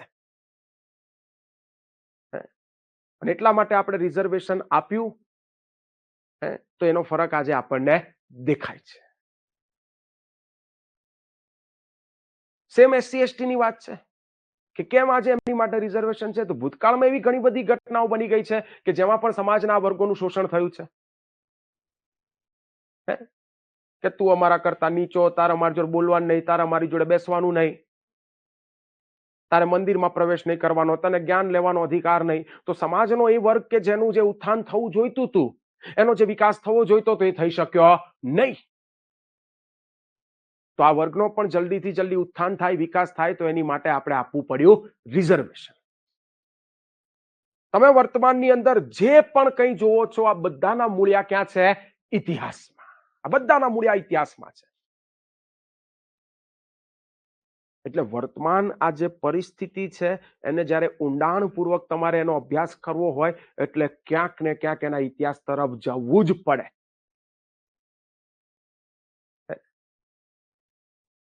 સોને કી ચિડિયા કહેવાતો ભારત દેશ, અને આજે ભારત દેશ વિકાસશીલ દેશોમાં એનું નામ આવે છે, જ્યાં ક્યાંક ગરીબીની પણ સમસ્યા છે, બેરોજગારીની પણ સમસ્યા છે, ઘણી બધી આપણા ત્યાં સમસ્યાઓ છે. આપણે ભણીશું ઇતિહાસ ત્યારે હું તમને ભણાવીશ ત્યારે તમને ખબર પડશે કે ઓહો, ત્યાં આપણા ત્યાં આટલી બધી ભવ્યતા હતી, આટલી બધી સમૃદ્ધિ હતી. લૂંટારાઓ એમને લૂંટવા નતા આવતા, અહીંયા સમૃદ્ધિ હતી એટલે લૂંટવા આવતા હતા. વિજ્ઞાન આપણું જે તે સમય કેટલું આગળ હતું, સાયન્સ આપણું ભારત દેશની અંદર આપણું કેટલું આગળ હતું, આરોગ્ય ક્ષેત્રે આપણે કેટલા બધા આગળ હતા, સાહિત્ય આપણું કેટલું બધું સમૃદ્ધ હતું, આ બધું તમને ઇતિહાસની અંદર ભણવા મળશે. એક સમયે જ્યારે વિદેશથી બધા યાત્રીઓ ભારત દેશની મુલાકાતે આવતા, લોકો ભારતની સમૃદ્ધિના વર્ણનો કરતા થાકતા નહીં. એમને સોને કી ચિડિયા ભારતને નથી કીધું. અને આજે આપણે ઘણી બધી બાબતોમાં સંઘર્ષ કરી રહ્યા છીએ. એમાં જ્યારે દેશ આઝાદ થયો ત્યારે તો આપણે બહુ ખરાબ પરિસ્થિતિ હતી. હું એવું નહીં કહું 2014 પછી દેશમાં બધું થયું છે, કેમ કે હું ગાંડો નથી, હું ઇતિહાસનો સાહેબ છું, એટલે મને તો બધું ખબર છે. પણ એ 47 પછી આપણે જે અલગ અલગ બધી યોજનાઓ ચલાવી, દરેક જે ગવર્મેન્ટ આવી, કોંગ્રેસની ગવર્મેન્ટ હોય, મોરારજીભાઈ દેસાઈની નોન કોંગ્રેસી ગવર્મેન્ટ હોય, કે એના સિવાય બધી જે નવી ગવર્મેન્ટો બની, વચ્ચે વાજપેયીજીનો એક સમયકાળ હોય, કે બધું જ આ બધાએ ક્યાંક ને ક્યાંક પ્રયત્ન કર્યા તો આજે ભારત દેશ વિકાસશીલ દેશોમાં હવે પહોંચી ગયો છે. ને એમાં પણ હવે એક બહુ મોટું એક નામ વિશ્વની અંદર હવે ભારતનો ધીરે ધીરે ક્યાંક ડંકો પણ વાગી રહ્યો છે. પણ જે વાત છે અહીંયા છે કે આ સોને કી ચીડિયા કહેવાતો દેશ, જેની સમૃદ્ધિના વર્ણનો ઇતિહાસમાં આટલા બધા છે, એ કેમ આજે આટલી બધી સમસ્યાઓનો સામનો કરી રહ્યો છે? તો એના પણ મૂળિયા ક્યાં છે? ઇતિહાસમાં. કેમ કે અંગ્રેજો જ્યારે ભારત દેશમાં આવ્યા, અંગ્રેજોની જ્યારે સત્તા અહીંયા ઊભી થઈ, તો અંગ્રેજોએ જે ભારતને ભયંકર રીતે લૂંટ્યો છે, જે કંગાલ કર્યો છે, અને માત્ર ને માત્ર અંગ્રેજોએ આર્થિક રીતે ભારતનું પતન નથી કર્યું ભાઈ.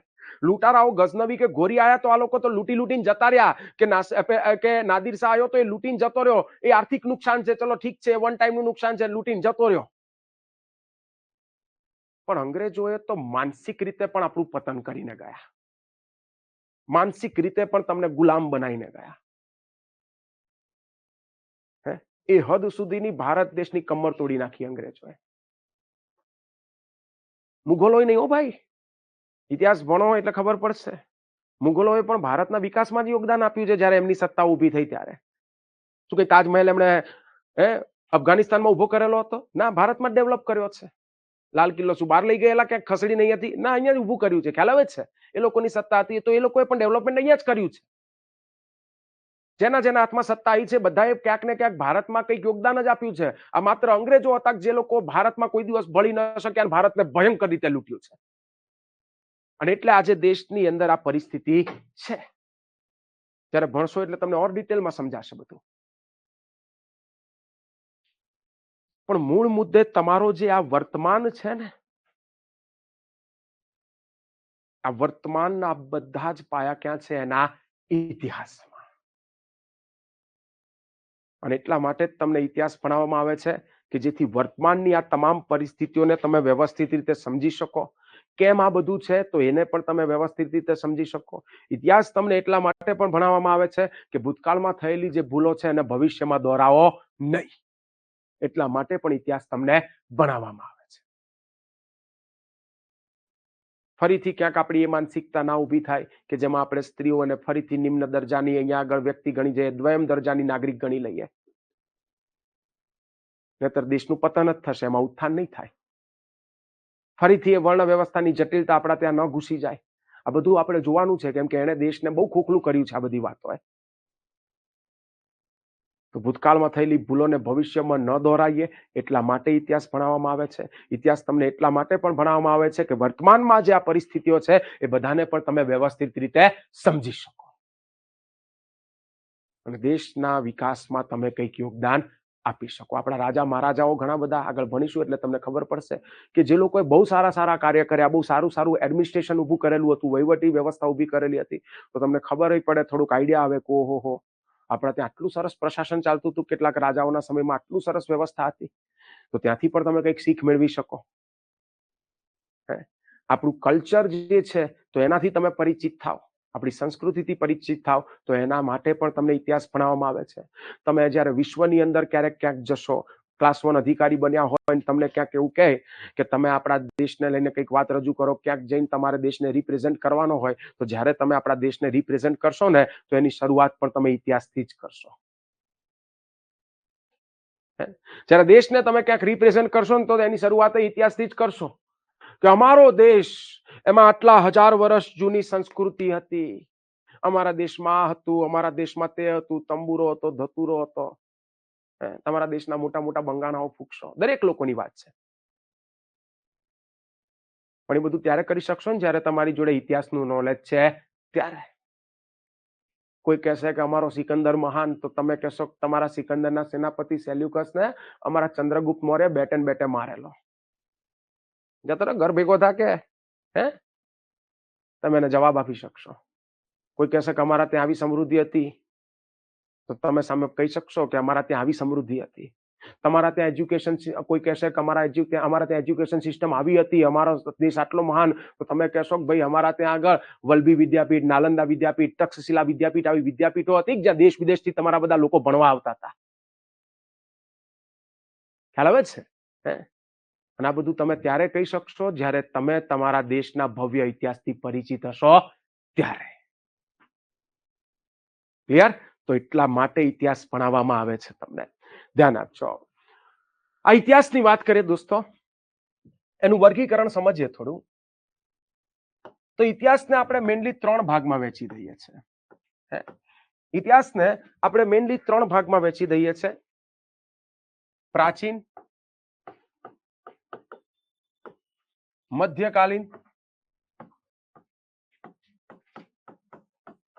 અને અર્વાચીન. પ્રાચીન, મધ્યકાલીન અને અર્વાચીન. અત્યારથી કોઈ ના લગતા, પહેલા સમજી લો, પછી હું તમને થોડો સમય આપીશ. ધ્યાન આપજો. ઇતિહાસને મેઇનલી 3 ભાગમાં આપણે વહેંચી દઈએ છીએ: પ્રાચીન, મધ્યકાલીન અને અર્વાચીન. આટલું તો બધાને ખબર પડી જાય, પ્રાચીન ઇતિહાસ કોને કહેવાય, મધ્યકાલીન ઇતિહાસ કોને કહેવાય. પણ હવે જે અહીંયા વાત છે, આ પ્રાચીન ઇતિહાસને પણ દોસ્તો આપણે 3 ભાગમાં વહેંચી દઈએ છીએ. પ્રાચીન ઇતિહાસને પણ કેટલા ભાગમાં વહેંચી દઈએ છીએ? 3 ભાગમાં. એક તો કે પ્રાગ ઐતિહાસિક યુગ, બીજું તો કે આદ્ય ઐતિહાસિક યુગ, અને ત્રીજું ઐતિહાસિક યુગ, અથવા તો તમે કહી શકો પૌરાણિક યુગ. ઓકે, કે પ્રાચીન ઇતિહાસને પણ આપણે 3 ભાગમાં વહેંચી દઈએ છીએ: પ્રાગ ઐતિહાસિક યુગ, આદ્ય ઐતિહાસિક યુગ અને ત્રીજું ઐતિહાસિક યુગ અથવા તો પૌરાણિક યુગ. તો પહેલા તો પ્રશ્ન એ થાય કે સાહેબ આ પ્રાગ ઐતિહાસિક યુગ કોને કહેવાય? સાહેબ આ આદ્ય ઐતિહાસિક યુગ કોને કહેવાય? આ ઐતિહાસિક યુગ અથવા તો પૌરાણિક યુગ કોને કહેવાય?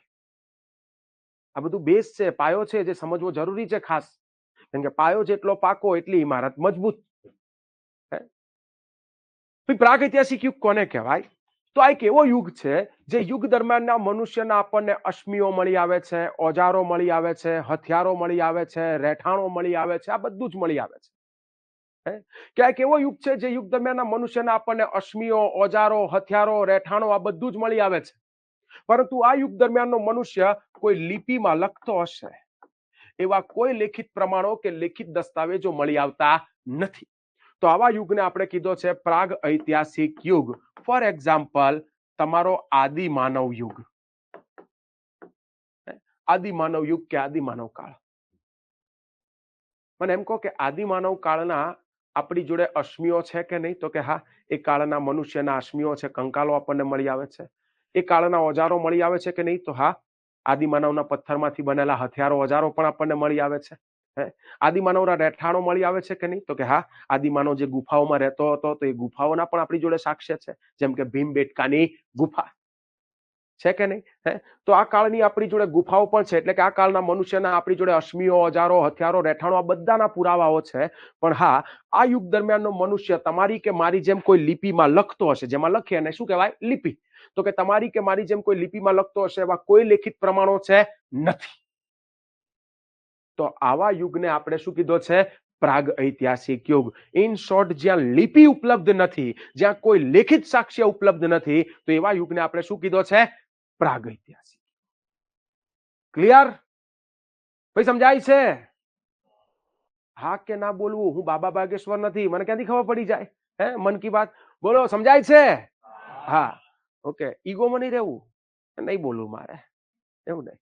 ક્લાસમાં આયા હોય તો એકદમ આમ ફ્રી. જો પહેલા તો અહીંયા આવતા દરેક ફેકલ્ટી એ બાબતે થોડા લિબરલ થઈ જાઓ. સ્કૂલ કોલેજના માહોલમાંથી થોડા બહાર આવી જાઓ. આ કોઈ ફેકલ્ટી સ્કૂલના માસ્ટર નથી ફૂટ પટ્ટી લઈને મારવા આવે. ક્લિયર? બધા ફેકલ્ટી જે છે બધા જોલી ગુડ, બધાનો નેચર છે, એટલે એકદમ શાંતિથી તમે બેસી શકો. હા, પણ શાંતિનો મતલબ એવો નહીં કે ઓકે તો બે પગ ચડાવીને બેસું, સાહેબ આવો તો આમ ખભે વાગે ઓ સાહેબ, એટલે એવું નહીં, પણ શાંતિથી ફ્રીલી બેસો, કોઈ ચિંતા નહીં. તમને ક્યારેક કોઈ પ્રશ્ન પૂછે, ગપ્પુ ફેંકું મારવું હોય તોય છૂટ, કોઈ ચિંતા નહીં. ખ્યાલ આવે છે? પણ થોડું એક્સપ્રેસિવ રહેવું, જવાબ આપતા રહેવું સામે, તો ફેકલ્ટીને પણ ભણાવવાની મજા આવે. 100% મને ખબર છે તમે સમય જતા એવા બની જ જશો, પણ શરૂનો આ પહેલો લેક્ચર છે એટલા માટે કહી દેવા માંગુ છું. પહેલો લેક્ચર એટલે બધા થોડાક હજુ તમે બધા કમ્ફર્ટેબલ ન હોય, કેવા સાહેબ હશે, સાહેબનો કેવો નેચર હશે, આ છે તે છે, પણ રિલેક્સ, બધા સાહેબ સારા છે, કોઈ ચિંતા નહીં કરવાની. પણ રિલેક્સનો મતલબ પેલો નહીં હો, મેં તમને કીધું એમ લાવો આજે તો ખુરશી ઉપર પગ ચડાવીને બેસું સાહેબ, થાક્યો છું, એટલે એવું નહીં. પણ લિબરલ શાંતિથી તમે બેસો અને ફેકલ્ટીને ક્યારેક કોઈ પૂછે તો જવાબ આપો. એક્સપ્રેશન હોય, હા ના એક્સપ્રેશન હોય બધા. અમુક લોકો છે ને જડ હોય, જડ, કોઈ એક્સપ્રેશન જ ના હોય. આમ તમે ભણાવતો હોય આમનો આમ જ જોઈ રહે, અલા ભાઈ હા ના કંઈક તો બોલતું. અને લેક ઓફ કમ્યુનિકેશન કહેવાય ભાઈ. તમે મારી જોડે વાત કરતા હોય તો મારું આમ મોઢું આમ હલતું હોય, હા ના એમ થતું હોય. તમે ખુદ વિચારો, તમે મારી જોડે વાત કરતા હોય, તમને આમનો આમ જોઈ રહ્યો તો કેવું લાગે? લેક ઓફ કમ્યુનિકેશન કહેવાય. સાહેબ પણ હું પહેલેથી આવો જ છું. હા તો સુધર, પહેલેથી આવો છે તો સુધર. સુધરવાનું પણ એક ઓપ્શન હોય છે, તો સુધરવાનું થોડું. ખ્યાલ છે? એટલે કોઈ ફેકલ્ટી ભણાવતા હોય તો હા ના મોઢું હલાવવાનું. ઓકે, કારણ કે એકેય ફેકલ્ટીની જોડે બાબા બાગેશ્વર જેવી વિદ્યા નથી કે તમારા મનની વાત સાંભળી લે કે ઓકે આને સમજાય છે, આને નહીં સમજાતું. ઓકે, અને સારું છે અમારી જોડે એવી વિદ્યા નથી, ને તો તમારામાંથી કોઈ ગાળ દેતું હોય તોય સંભળાય અમને. એમને એમ થાય કે આજે તો આપણને પડી, કહેવાય નહીં કે આ ફલાણો વિદ્યાર્થી અમને બોલ્યો, પ્રૂફ શું? કઈ નહીં. ધ્યાન આપજો, આવું નહીં થાય ક્યારેય, પણ ખાલી વાત છે આ. ઓકે, બીજું છે એક યુગ, તો આ પ્રાગૈતિહાસિક યુગ સમજાયો કે નહીં? કે જ્યાં લિપિ ઉપલબ્ધ નથી એવા યુગને આપણે શું કીધો છે? પ્રાગૈતિહાસિક યુગ. ફોર એક્ઝામ્પલ તમારો આદિમાનવ યુગ. બીજો છે આદ્ય ઐતિહાસિક યુગ. આ કેવો યુગ છે? જે યુગ દરમિયાનના મનુષ્યના આપણી જોડે અશ્મિઓ, ઓજારો, હથિયારો, રહેઠાણો આ બધું જ મળી આવે છે.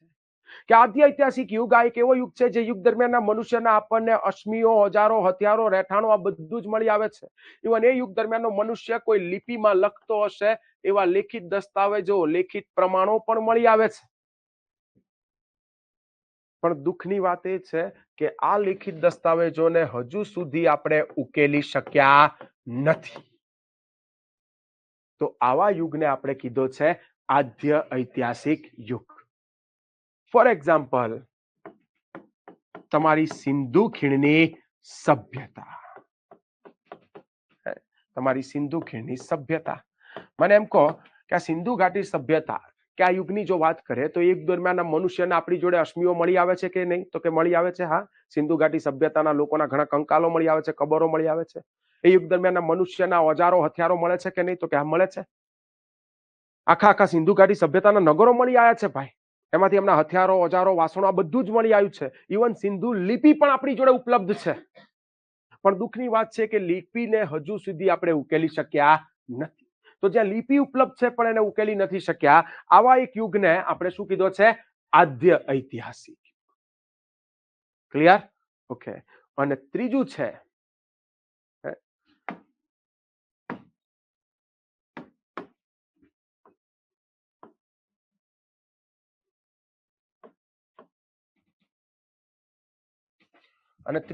ઐતિહાસિક યુગ અથવા તો પૌરાણિક યુગ.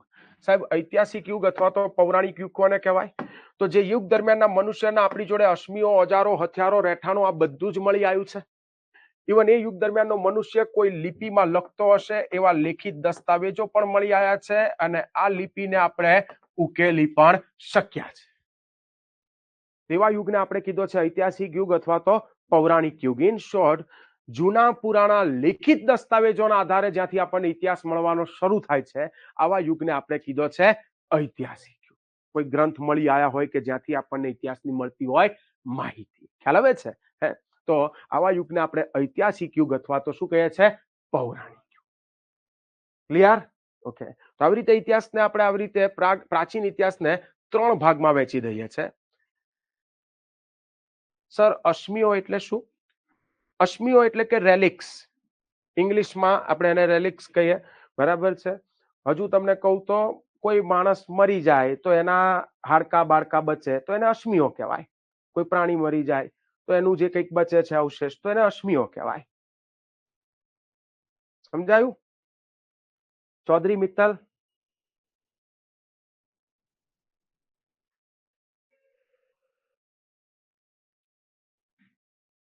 ઓનલાઈન ડન, ધ્યાન આપજો. તમને તો ખ્યાલ છે ને બધાને? હા, તો વાંધો નહીં. મેઇન વાત ઉપર આપણે આવી જઈએ. તો આવી રીતે પ્રાચીન ઇતિહાસને 3 ભાગમાં વહેંચી દે છે. હજુ ઇતિહાસનું આપણે વર્ગીકરણ સમજીએ, જરા સમજજો દોસ્તો.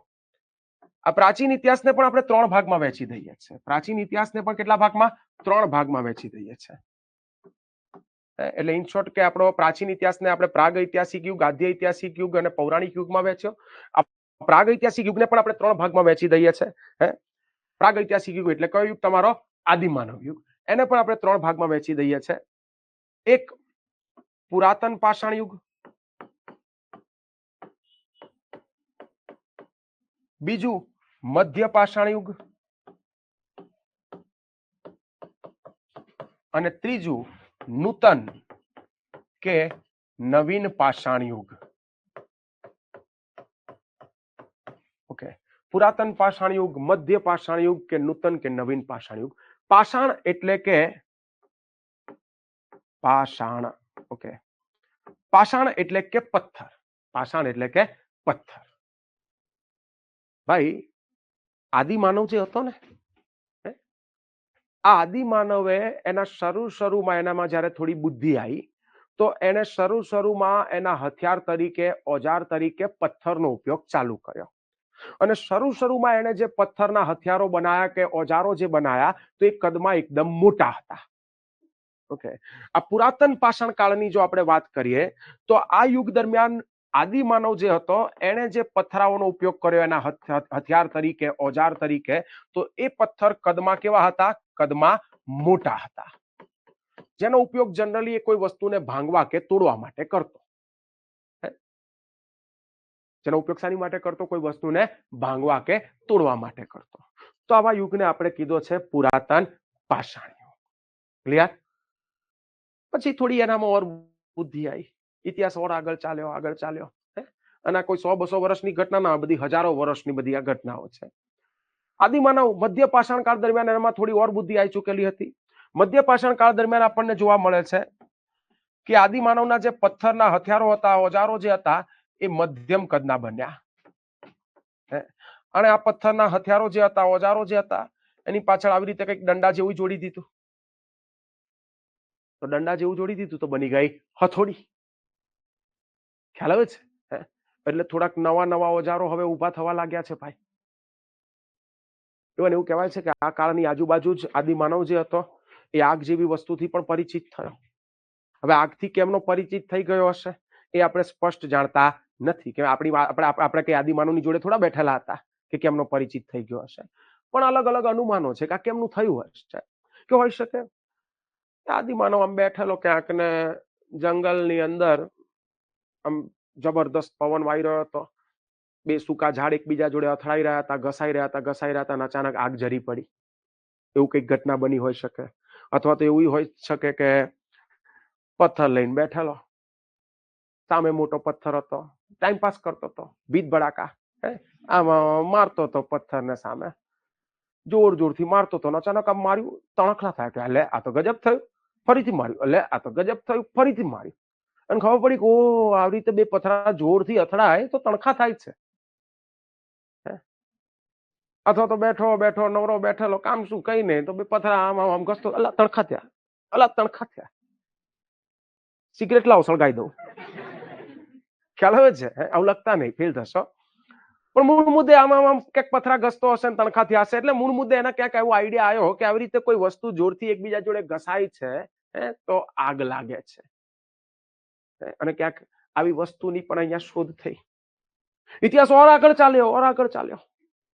આદિમાનવનામાં થોડી ઓર બુદ્ધિ આવી. હવે નૂતન કે નવીન પાષાણ કાળ દરમિયાન આદિમાનવ જે હતો એના પથ્થર જે હતા એને થોડાક હવે એને ઓર ઘાટ આપ્યા. આકાર આપ્યા. કેટલાક પથ્થર જે હતા એને એને ઘસીને આ પથરાઓ જે હતા એને તીક્ષ્ણ બનાયા. પથરાઓને ઘસીને તીક્ષ્ણ બનાયા, જેનાથી કોઈ વસ્તુને ચીરફાડ પણ કરી શકતો એટલા તીક્ષ્ણ બનાયા, બ્લેડ જેવા બનાયા. કોઈ પથ્થરને આવી રીતે આગળ એકદમ એને આમ આકાર આપી દીધો તીક્ષ્ણ, જેનાથી કોઈને કંઈક મારી શકે છે.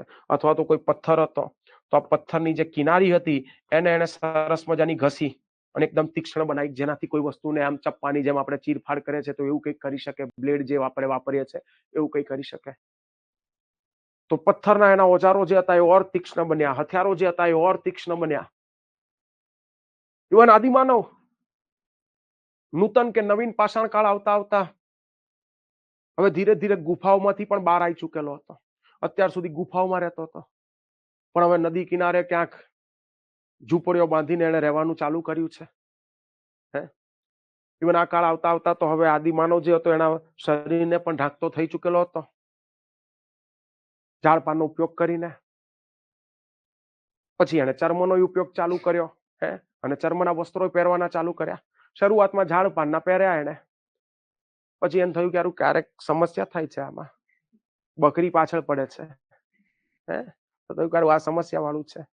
ક્યારેક એવું થાય છે કે પાંદડા સુકાઈ જાય તો ખરી પડે છે, ત્યાં સમસ્યા છે કે તો પછી એને ક્યાંક ચર્મના કેવાય વસ્ત્ર પહેરવાના ચાલુ કર્યા હશે. પણ મૂળ મુદ્દે આદિમાનવ અહીંયા ધીરે ધીરે તમે આખો આ કાળ જુઓ તો આપણને એક માનવ જે છે, આદિમાનવ જે છે ધીરે ધીરે સુસંસ્કૃત બની રહ્યો હોય એવું આપણને દેખાઈ રહ્યું છે. ખ્યાલ આવે છે? ઇવન આ નૂતન કે નવીન પાષાણ કાળના એન્ડ આવતા આવતા આદિમાનવ સમય જતા તાંબા જેવી ધાતુથી પણ પરિચિત થયો. જ્યારે તાંબા જેવી ધાતુથી પરિચિત થયો તો અહીંયાથી તમારો તામ્ર પાષાણ યુગ પણ થયો શરૂ. કેમ કે પથ્થરનો ઉપયોગ તો કરી જ રહ્યો હતો એટલે પાષાણ યુગ તો ચાલી જ રહ્યો હતો, અને તાંબા જેવી ધાતુથી પણ પરિચિત થયો તો અહીંયાથી શું થયું? તામ્ર પાષાણ યુગ શરૂ થયો. કેમ કે પછી આદિમાનવે તાંબા જેવી ધાતુ જે છે એમાંથી ક્યાંક એના હથિયારો કે ઓજારો બનાવવાના ચાલુ કર્યા, અને આમ આદિમાનવ હવે ધીરે ધીરે સુસંસ્કૃત થઈ રહ્યો છે એવું આખું આપણને અહીંયા દેખાઈ રહ્યું છે. હજુ જરા સમજજો, હજુ વર્ગીકરણ સમજજો. આ પુરાતન પાષાણ યુગને પણ હજુ આપણે 3 ભાગમાં વહેંચી શકીએ. આ પુરાતન પાષાણ યુગને પણ તમે 3 ભાગમાં વહેંચી શકો. પુરા પાષાણ યુગ,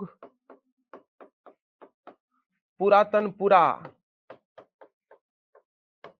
મધ્ય પાષાણ યુગ, અને પુરાતન પુરા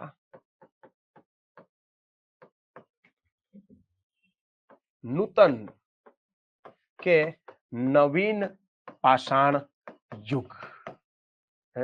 પુરાતન પુરા પાષાણ યુગ, પુરાતન પુરા મધ્ય પાષાણ યુગ, અને પુરાતન પુરા નૂતન કે નવીન પાષાણ યુગ. ક્લિયર? આવી રીતે પણ એને તમે વહેંચી શકો.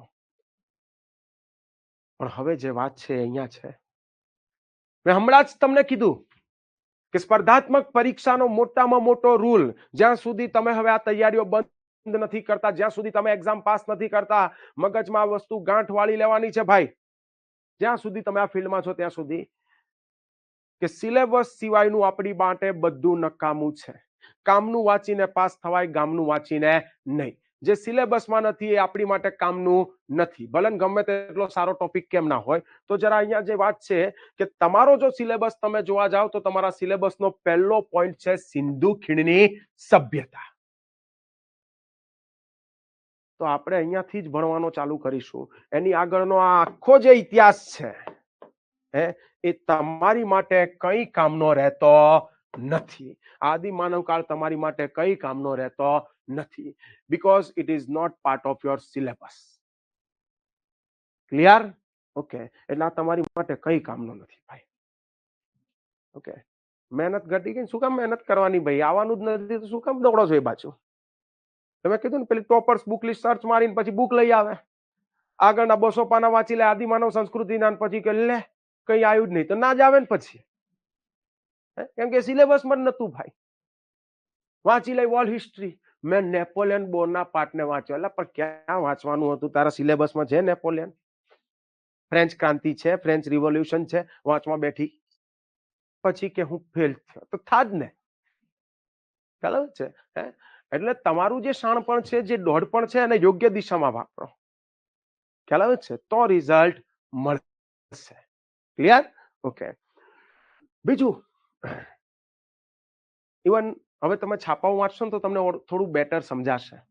તમે છાપાઓમાં ઘણી વાર આવું વાંચતા હશો કે ફલાણી જગ્યાએથી પ્રાગ ઐતિહાસિક કાળની કોઈ વસ્તુ મળી આવી છે, ફલાણી જગ્યાએથી કોઈ આદ્ય ઐતિહાસિક કાળની વસ્તુ મળી આવી છે, આવું છાપાઓમાં આર્ટિકલ્સમાં લખેલું હોય છે. એટલે અડધો અડધ પબ્લિકને ખબર નથી હોતી, બસ એ બધાના મગજમાં એવું જ ચાલતું હોય છે કે પ્રાગ ઐતિહાસિક કાળની કોઈ વસ્તુ મળી આવી છે કે આદ્ય ઐતિહાસિક કાળની કોઈ વસ્તુ મળી આવી છે, એટલે એના મગજમાં ખાલી એટલું કંઈક હોય કે આ કંઈક જૂની પુરાણી વસ્તુ મળી છે, પણ કયા સમયની, કેટલી જૂની, એને બહુ આઈડિયા ના હોય. પણ હવે તમે છાપું વાંચશો ને એટલે ક્લિયર કટ તમને સમજાશે કે એવું છાપામાં લખેલું હોય કે ફલાણી જગ્યાએથી આપણને પ્રાગ ઐતિહાસિક કાળના નમૂનાઓ પ્રાપ્ત થયા છે, એટલે તમારે સમજી લેવાનું આ કયા કાળની વાત ચાલી રહી છે, આદિમાનવ કાળની વાત ચાલી રહી છે. છાપામાં લખેલું હોય ફલાણી જગ્યાએથી આદ્ય ઐતિહાસિક કાળના નમૂનાઓ પ્રાપ્ત થયા છે, એટલે સમજી લેવાનું કે આ સિંધુ ઘાટી સભ્યતા કે એની આજુબાજુના સમયની વાત ચાલી રહી છે. ક્યાંક છાપામાં લખેલું હોય કે અહીંયાથી ઐતિહાસિક કાળના અથવા તો પૌરાણિક કાળના કોઈ નમૂનાઓ મળ્યા છે, એટલે સમજી લેવાનું કે આ કોઈક એવા સમયની વાત ચાલી રહી છે કે જ્યાં લિપિ ઉપલબ્ધ છે, લેખિત દસ્તાવેજો ઉપલબ્ધ છે. સમજાય છે? એટલે હવે તમને થોડું ઓર બેટર સમજાશે વસ્તુ. અને આ બધું સમજવું એટલા માટે જરૂરી છે, વચ્ચે જ એક એક્ઝામમાં સવાલ હતો, લગભગ ડીવાયએસઓની જ પરીક્ષા મારા ખ્યાલથી આ ગઈ ને એના આગળની કોઈ પરીક્ષા, એમાં જ સવાલ હતો કે ઇતિહાસના વર્ગીકરણમાં સિંધુ ઘાટી સભ્યતાનો સમાવેશ ક્યાં થાય છે? પછી ઓપ્શન એ પ્રાગ ઐતિહાસિક યુગ, ઓપ્શન બી આદ્ય ઐતિહાસિક યુગ, ઓપ્શન સી ઐતિહાસિક યુગ અને ઓપ્શન ડી એક પણ નહીં. તો બોલો ક્યાં સમાવેશ થાય છે? આદ્ય ઐતિહાસિક યુગમાં. જે વિદ્યાર્થીઓને પાયો કાચો હતો, આ બધું ક્લિયર નતું, સીધું કહું કે પહેલો ટોપિક સિંધુ ઘાટી છે ને લાવો વાંચવાનું ચાલુ કર્યા, તો પાછા એ બધા વિદ્યાર્થીઓને સમય માર્ક ગયા, કેમ કે પાયો પાકો જ નથી. આ વર્ગીકરણ કે આ બધી વસ્તુઓ તો ક્યાંક જે જોવી જોઈએ બેઝિક અમુક વસ્તુ એ જોઈ જ નથી, તો એ લોકોને સમય માર્ક ગયો. ખ્યાલ આવે છે? તો અહીંયાથી જ આપણે સિંધુ ઘાટી સભ્યતાથી તમારો ઇતિહાસ ભણવાનો શરૂ કરીશું અને ત્યાંથી છેક જે તમારા સિલેબસમાં આઝાદી સુધીનું છે બધું આપણે જોઈશું. એના પછી આઝાદી પછીનું જે તમારું મહાગુજરાત આંદોલન છે, દેશને આઝાદ કરાવી દઈશું. પછી મહાગુજરાત આંદોલન આવશે, જેમાં ગુજરાતને છેલ્લે આપણે આઝાદ કરાવી દઈશું. અને એમ કરતા કરતા તમારો ટોપિક આખો ઇતિહાસ આખો સબ્જેક્ટ પૂરો થશે. ક્લાસ 1-2 ની બેચ છે, આખું વર્ષ ચાલશે. આખા વર્ષ દરમિયાન આપણા બધાની મુલાકાતો થયા કરશે, બધા અલગ અલગ વિષયના સાહેબો આયા કરશે, મારે પણ આવવાનું થતું રહેશે. અને આ દરમિયાન આપણે કેટલી લડાઈઓ કરી નાખીશું, લોહીની નદીઓ નીકાળી દઈશું ભાઈ. કેટલાય આંદોલનો કરી નાખીશું, કેટલાય શહીદોને કેટલાયને શહીદ કરી નાખીશું ભાઈ, ફાંસીના માચડે ચડાવી દઈશું. આ બધું જ થશે. કેટલાયને આપણે આખું પોસ્ટમોર્ટમ કરી નાખીશું આખા ટોપિકનું. સમાજ સંસ્કૃતિ ઉપર કેટલી ચર્ચાઓ થઈ જશે ને આ બધું જ થશે ને એમ કરતા કરતા કરતા કરતા છેલ્લે તમારો આ વિષય થશે પૂરો. કેટલી ઇન્ટરેસ્ટેડ વાર્તાઓ આવશે.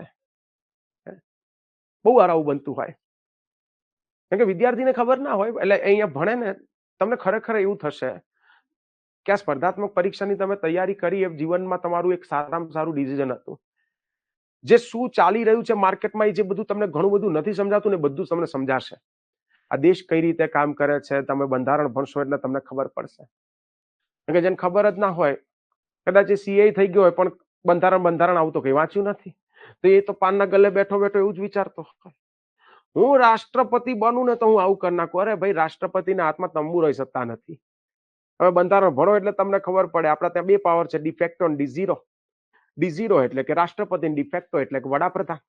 રાષ્ટ્રપતિ આમ કરી શકે ને તેમ કરી શકે ને ફલાણું કરી શકે ને ઢીમકાણું કરી શકે ને બહુ બધું લખેલું હોય, અને બધામાં છેલ્લે નીચે લખેલું હોય મંત્રીમંડળની સલાહથી, વડાપ્રધાનની સલાહથી.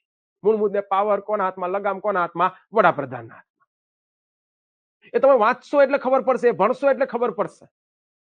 ઇકોનોમી ભણશો એટલે સાહેબ આવીને તમને ભણાવશે કે રેપો રેટ શું છે, રિવર્સ રેપો રેટ શું છે. કોમર્સ વાળા સ્ટુડન્ટને કદાચ થોડું ઘણું સમજાશે, બાકી સાયન્સ વાળાને બધા નહીં ખબર પડે, પણ સાહેબ અહીંયા સમજાવશે કે રેપો રેટ શું છે, રિવર્સ રેપો રેટ શું છે, એ દેશની અર્થવ્યવસ્થાને કઈ રીતે અસર કરે છે, આ દેશનું આર્થિક માળખું કઈ રીતનું છે, આ બેંકો કઈ રીતે કામ કરે છે, આ બધું જ તમને ત્યાં ખબર પડશે. જ્યારે તૈયારી કરશો ત્યારે. એક વર્ષ પછી તમે તમારી જાતને હું એટલું કહું છું કે બીજા કરતા તમે કંઈક સુપિરિયર થોડું ફીલ કરતા હશો કે યાર ઘરમાં બધાને કઈ નહીં ખબર, તમને ઘણું બધું ખબર છે કે હા આ બધું આવી રીતે છે, દેશની આ પરિસ્થિતિ કેમ છે, તો તમારી જોડે ઐતિહાસિક દ્રષ્ટિકોણ પણ હશે, ભૌગોલિક દ્રષ્ટિકોણ હશે કે આ સ્ટેટની સ્થિતિ કેમ ખરાબ છે, તો અમુક ભૌગોલિક રીઝન પણ હોય તો એ તમે ક્યાંક જાણતા હશો, આર્થિક રીઝન તમે જાણતા હશો, ઐતિહાસિક પૃષ્ઠભૂમિ પણ તમે જાણતા હશો, તમારી જોડે બહુ જબરદસ્ત નોલેજ હશે. જોકે યાદ રાખજો કે જ્ઞાનથી ઘમંડી નહીં થવાનું. ઓકે. અને ખોટી ખોટી બાર માર્કેટમાં ડિબેટો નહીં કરવાની, ચર્ચાઓ નહીં કરવાની.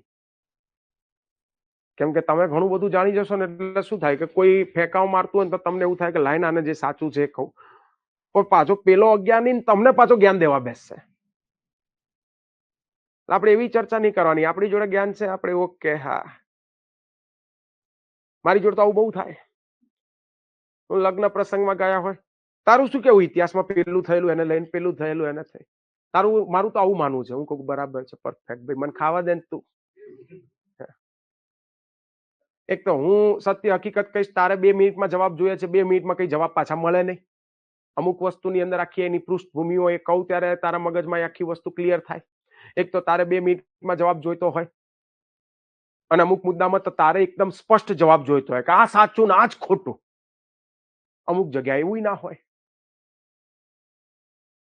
ક્યાંક ક્યાંક સત્યને તમારે પ્રપોર્શનમાં જોવું પડે. કે સપોઝ ગાંધીજીને કોઈ જજ કરવા બેસે તો તમે એને એવી રીતે જજ કરી શકો કે ભાઈ 70% બાપુની વાતો સાચી હતી, બરાબર હતી, પણ 30% ક્યાંક ક્યાંક બાપુ ખોટા હતા. ભાઈ સમજાય છે? બાપુ ખરાબ, ખરાબ એટલે ખરાબ, બસ હું નહીં માનતો. તો તારે ક્યાં બાપુ જોડે પૈણવાનું છે ભાઈ? પણ ભણવા ખાતર ભણતો ખરા ભાઈ, એક્ઝામમાં આવશે. પણ હવે એના જે દ્રષ્ટિકોણો છે, આ બધી વસ્તુઓ એ જયારે લેક્ચર ભરે ને ત્યારે બદલાય. એ જયારે અમારી જોડે ભણે એટલે ખબર પડે ભાઈ બાપુ નહીં, આજે આપણે આટલો મોટા બાપુ રાષ્ટ્રપિતા કીધા છે તો એમને નહીં કીધા. એમને રાષ્ટ્રપિતા કહેવા વાળા સુભાષચંદ્ર બોઝ હતા, જેમને લઈને લોકો વિવાદો બતાવે છે કે બાપુ ને સુભાષચંદ્ર બોઝ જોડે આવું ખરાબ કર્યું, આવું ખોટું કર્યું. હવે એવા ગણીને 1-2 મુદ્દા જે પેલા ત્રિપુરી સંકટ ને એ બધું બતાયા કરે. બાપુ કેટલી મહાન હસ્તી છે, જયારે તમે ભણો એટલે તમને ખબર પડે કે આ હસ્તી શું છે. એમને એની એક બૂમ ઉપર કરોડો લોકો રસ્તે નતા ઉતરી આવતા ભાઈ. સરદાર પટેલ પોતાના ગુરુ એમને કોઈ નથી માનતા. સરદાર પટેલ જે વ્યક્તિને ગુરુ માને છે એટલે તમે કંઈક તો એનામાં ગુણ હશે ને, કંઈક તો હશે ને. પણ જયારે તમે ભણો એટલે તમને ખબર પડે. એટલે જયારે તમે તૈયારી કરશો એટલે તમને આ બધો આઈડિયા આવશે, તમને ખબર પડશે. સાયન્સ આજે આપણે બહુ બધા કે ભાઈ ભારત દેશ ચંદ્ર સુધી પહોંચી ગયો, ભારતે આ કર્યું તે કર્યું, તે તમે પ્રાઉડ લો છો ને. તમે સાયન્સ ભણશો ત્યારે સાહેબ તમને સમજાવશે કે આપણું સાયન્સ વિક્રમ સારાભાઈનો ફાળો શું છે, હોમી ભાભાનો ફાળો શું છે, એ બધા હતા એટલે આજે આવું બધું છે. એ વિઝનની અંદર નહેરુ જેવા લોકોનું પણ વિઝન હતું એટલે આજે તમારી જોડે ઈસરો છે, એટલે તમારી જોડે પરમાણુ બોમ્બ છે. પરમાણુ બોમ્બનું પહેલું પરીક્ષણ ઇન્દિરા ગાંધીના સમયમાં થયું, પછી આપણે વાજપેયીજીના સમયમાં બીજી વાર પરીક્ષણ કર્યા. ખ્યાલ આવે છે? એટલે ધ્યાન આપો દોસ્તો, તમને 1 વર્ષ પછી બહુ બધી વસ્તુઓ તમે જાણતા થઈ જશો, પણ એ જાણ્યા પછી હું એટલું કહીશ કે ડિબેટોમાં પડતા નહીં. પહેલા એ મંચ ઉપર પહોંચી જજો જ્યાં તમે ચડીને બોલતા હોય ને તો 100 લોકો શાંતિથી સાંભળે, પછી બોલજો. એક અધિકારી તરીકે તમે પછી બોલતા હશો ને તો 100 લોકો તમને સાંભળશે, શાંતિથી સાંભળશે. પેલી ભીડમાં બોલશો ને તો પાછા બધા લોકો હવામાં લઈ લેશે. આપણે જ્ઞાન લેવાનું, એ મંચ સુધી આપણે પહોંચવાનું છે. મગજ ખરાબ કરવાનું નથી ડિબેટો કરીને, ચર્ચાઓ કરીને. ક્લિયર? ઓકે. કઈ નહીં, જેને લખવું છે એ લોકો લખી નાખો. થોડો સમય આપું છું, લખી નાખો ફટાફટ. અને એવું હોય તો ફોટો પાડી લો એટલે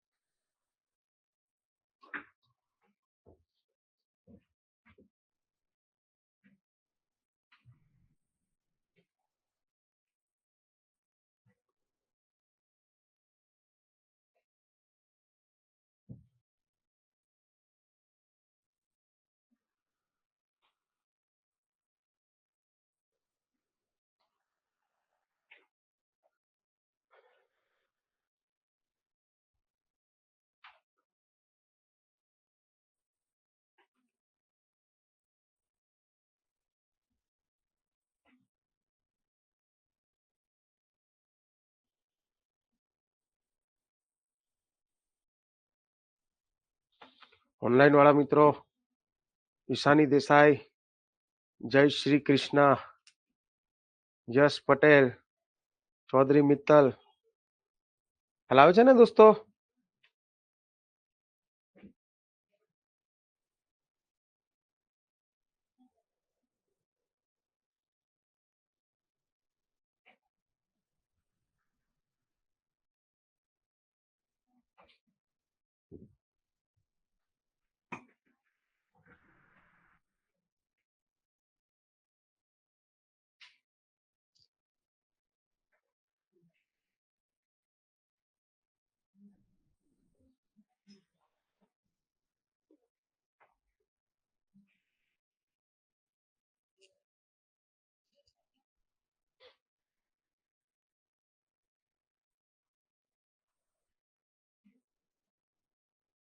લખાઈ ગયું?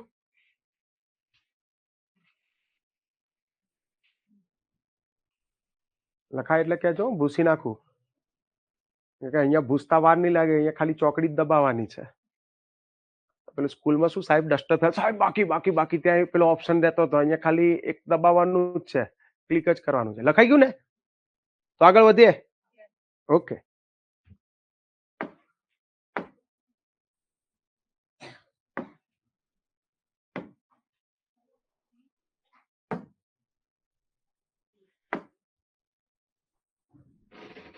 આગળ વધીએ દોસ્તો. ઇતિહાસની અંદર હવે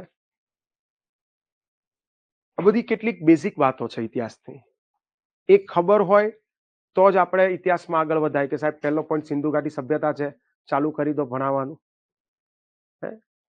ભાઈ ઇતિહાસની રણભૂમિમાં આપણે ઉતરીએ એની પહેલા આપણી તલવારો ધારદાર કરી દેવી જરૂરી છે. કેમ કે બુઠી તલવારો લઈને મેદાનમાં ઉતરશો તો થશે એવું કે માથું વાઢવા ગયા હશો પણ માથું વઢાઈને પાછા આવશો. એટલે પહેલા આપણી તલવારોને ધારદાર કરી દેવી જરૂરી છે. આપણી કેટલીક બેઝિક વાતો જે ઇતિહાસની છે સમજવી જરૂરી છે. જ્યાં સુધી બેઝ તમારો ક્લિયર નથી, જ્યાં સુધી પાયો ક્લિયર નથી, ત્યાં સુધી આગળ વધાય નહીં. અને આજે અમુક જે ચર્ચાઓ કરી રહ્યો છું આ એવી પોઈન્ટ્સ છે કે ચાહે તમે યુપીએસસી ની તૈયારી કરતા હોય, જીપીએસસી ની તૈયારી કરતા હોય, ક્લાસ 3 ની તૈયારી કરતા હોય, પટાવાળાની તૈયારી કેમ ના કરતા હોય, પણ ઇતિહાસ વિષય ભણવાનો આવે તો આટલી વસ્તુ તમારા મગજમાં ક્લિયર હોવી જોઈએ, પછી જ આગળ વધાય. ક્લિયર? તો એક બીજો મોટામાં મોટો પોઈન્ટ છે, એ છે ઈસવીસન અને ઈસવીસન પૂર્વે વચ્ચેનો ફરક. ઈસવીસન અને ઈસવીસન પૂર્વે વચ્ચેનો ફરક એ તમારા મગજમાં ખાસ ક્લિયર હોવો જોઈએ. કોઈ કહેશે કે ઈસવીસન અને ઈસવીસન પૂર્વે વચ્ચે શું ફરક છે? હા, ઓકે ઓકે. ઈસવીસન પૂર્વે એટલે કે જ્યારથી વર્ષ ગણના ચાલુ થઈ, જે ગ્રેગોરિયન કેલેન્ડર જે ચાલુ થયું એની પહેલાનું બધું ઈસવીસન પૂર્વે. ઓકે, બીજું કોઈ? હા, ઓકે. ઈસુના જન્મની પછીનું બધું ઈસવીસન, ઈસુના જન્મની પહેલાનું બધું ઈસવીસન પૂર્વે. ઠીક છે. મારો ખરેખર પ્રશ્ન અહીંયા આ છે કે તમે જોયું હશે કે ઈસવીસન પૂર્વમાં સમયગાળો ઓલવેઝ ઊંધો લખાય છે. ઈસવીસન પૂર્વમાં સમયગાળો કેવો લખાય છે? ઊંધો લખાય છે. તો પ્રશ્ન અહીંયા છે કે આ ઈસવીસન પૂર્વમાં સમયગાળો ઊંધો કેમ લખાય છે? કે જ્યારે ઈસવીસન પૂર્વે કરીને કોઈ સાલ લખી હશે ને તો સમયગાળો ઉલટો લખાતો હશે, માઇનસમાં આવે. બરાબર છે. ઓકે, કેમ માઇનસમાં આવે? અચ્છા, ઓકે. હા, બોલો. હા,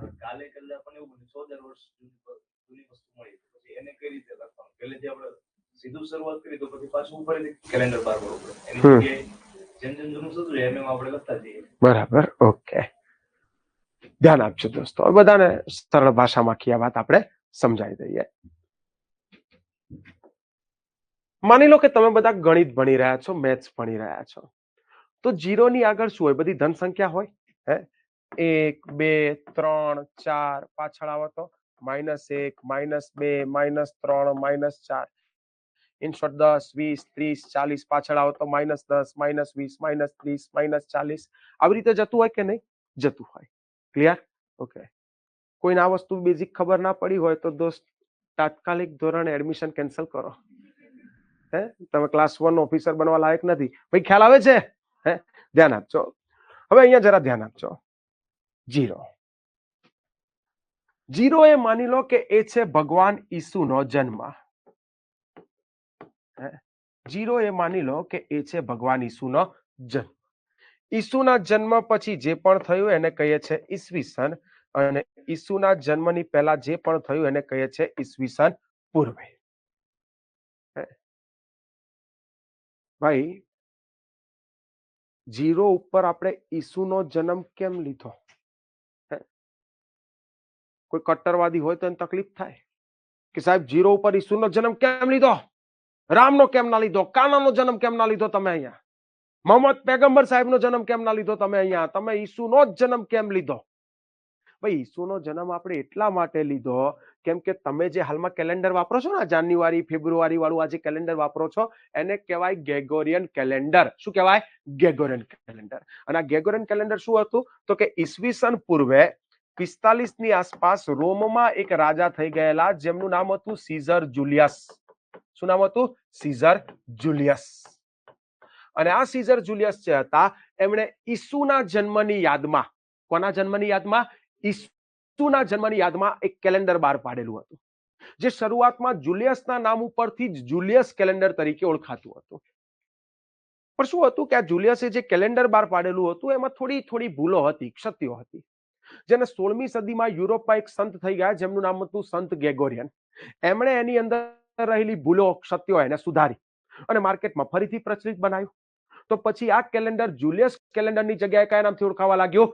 ગ્રેગોરિયન કેલેન્ડર તરીકે ઓળખાવા લાગ્યું. એટલે ગ્રેગોરિયન કેલેન્ડરનું જે એક જૂનું નામ શું છે? Julius calendar. અને જરા ધ્યાન આપજો, એમાં બેઝ તરીકે લીધેલો હતો ભગવાન ઈસુનો જન્મ. અને આ ઈસુના જન્મ પછી જે પણ થયું એને કહે છે ઈસવીસન, અને ઈસુના જન્મની પહેલા જે પણ થયું એને કહે છે ઈસવીસન પૂર્વે. કે ભાઈ ઈસુના જન્મના 1 વર્ષ પછી, 2 વર્ષ પછી, 3 વર્ષ પછી, 4 વર્ષ પછી, 5 વર્ષ પછી, ઇન શોર્ટ ઈસુના જન્મના 10 વર્ષ, 20 વર્ષ, 30 વર્ષ, 40 વર્ષ, 50 વર્ષ, એમ ઘટના બનતા બનતા આજે સાલ આવી ગઈ કઈ? 2024. આજે ઈસવીસન 2024 આવી.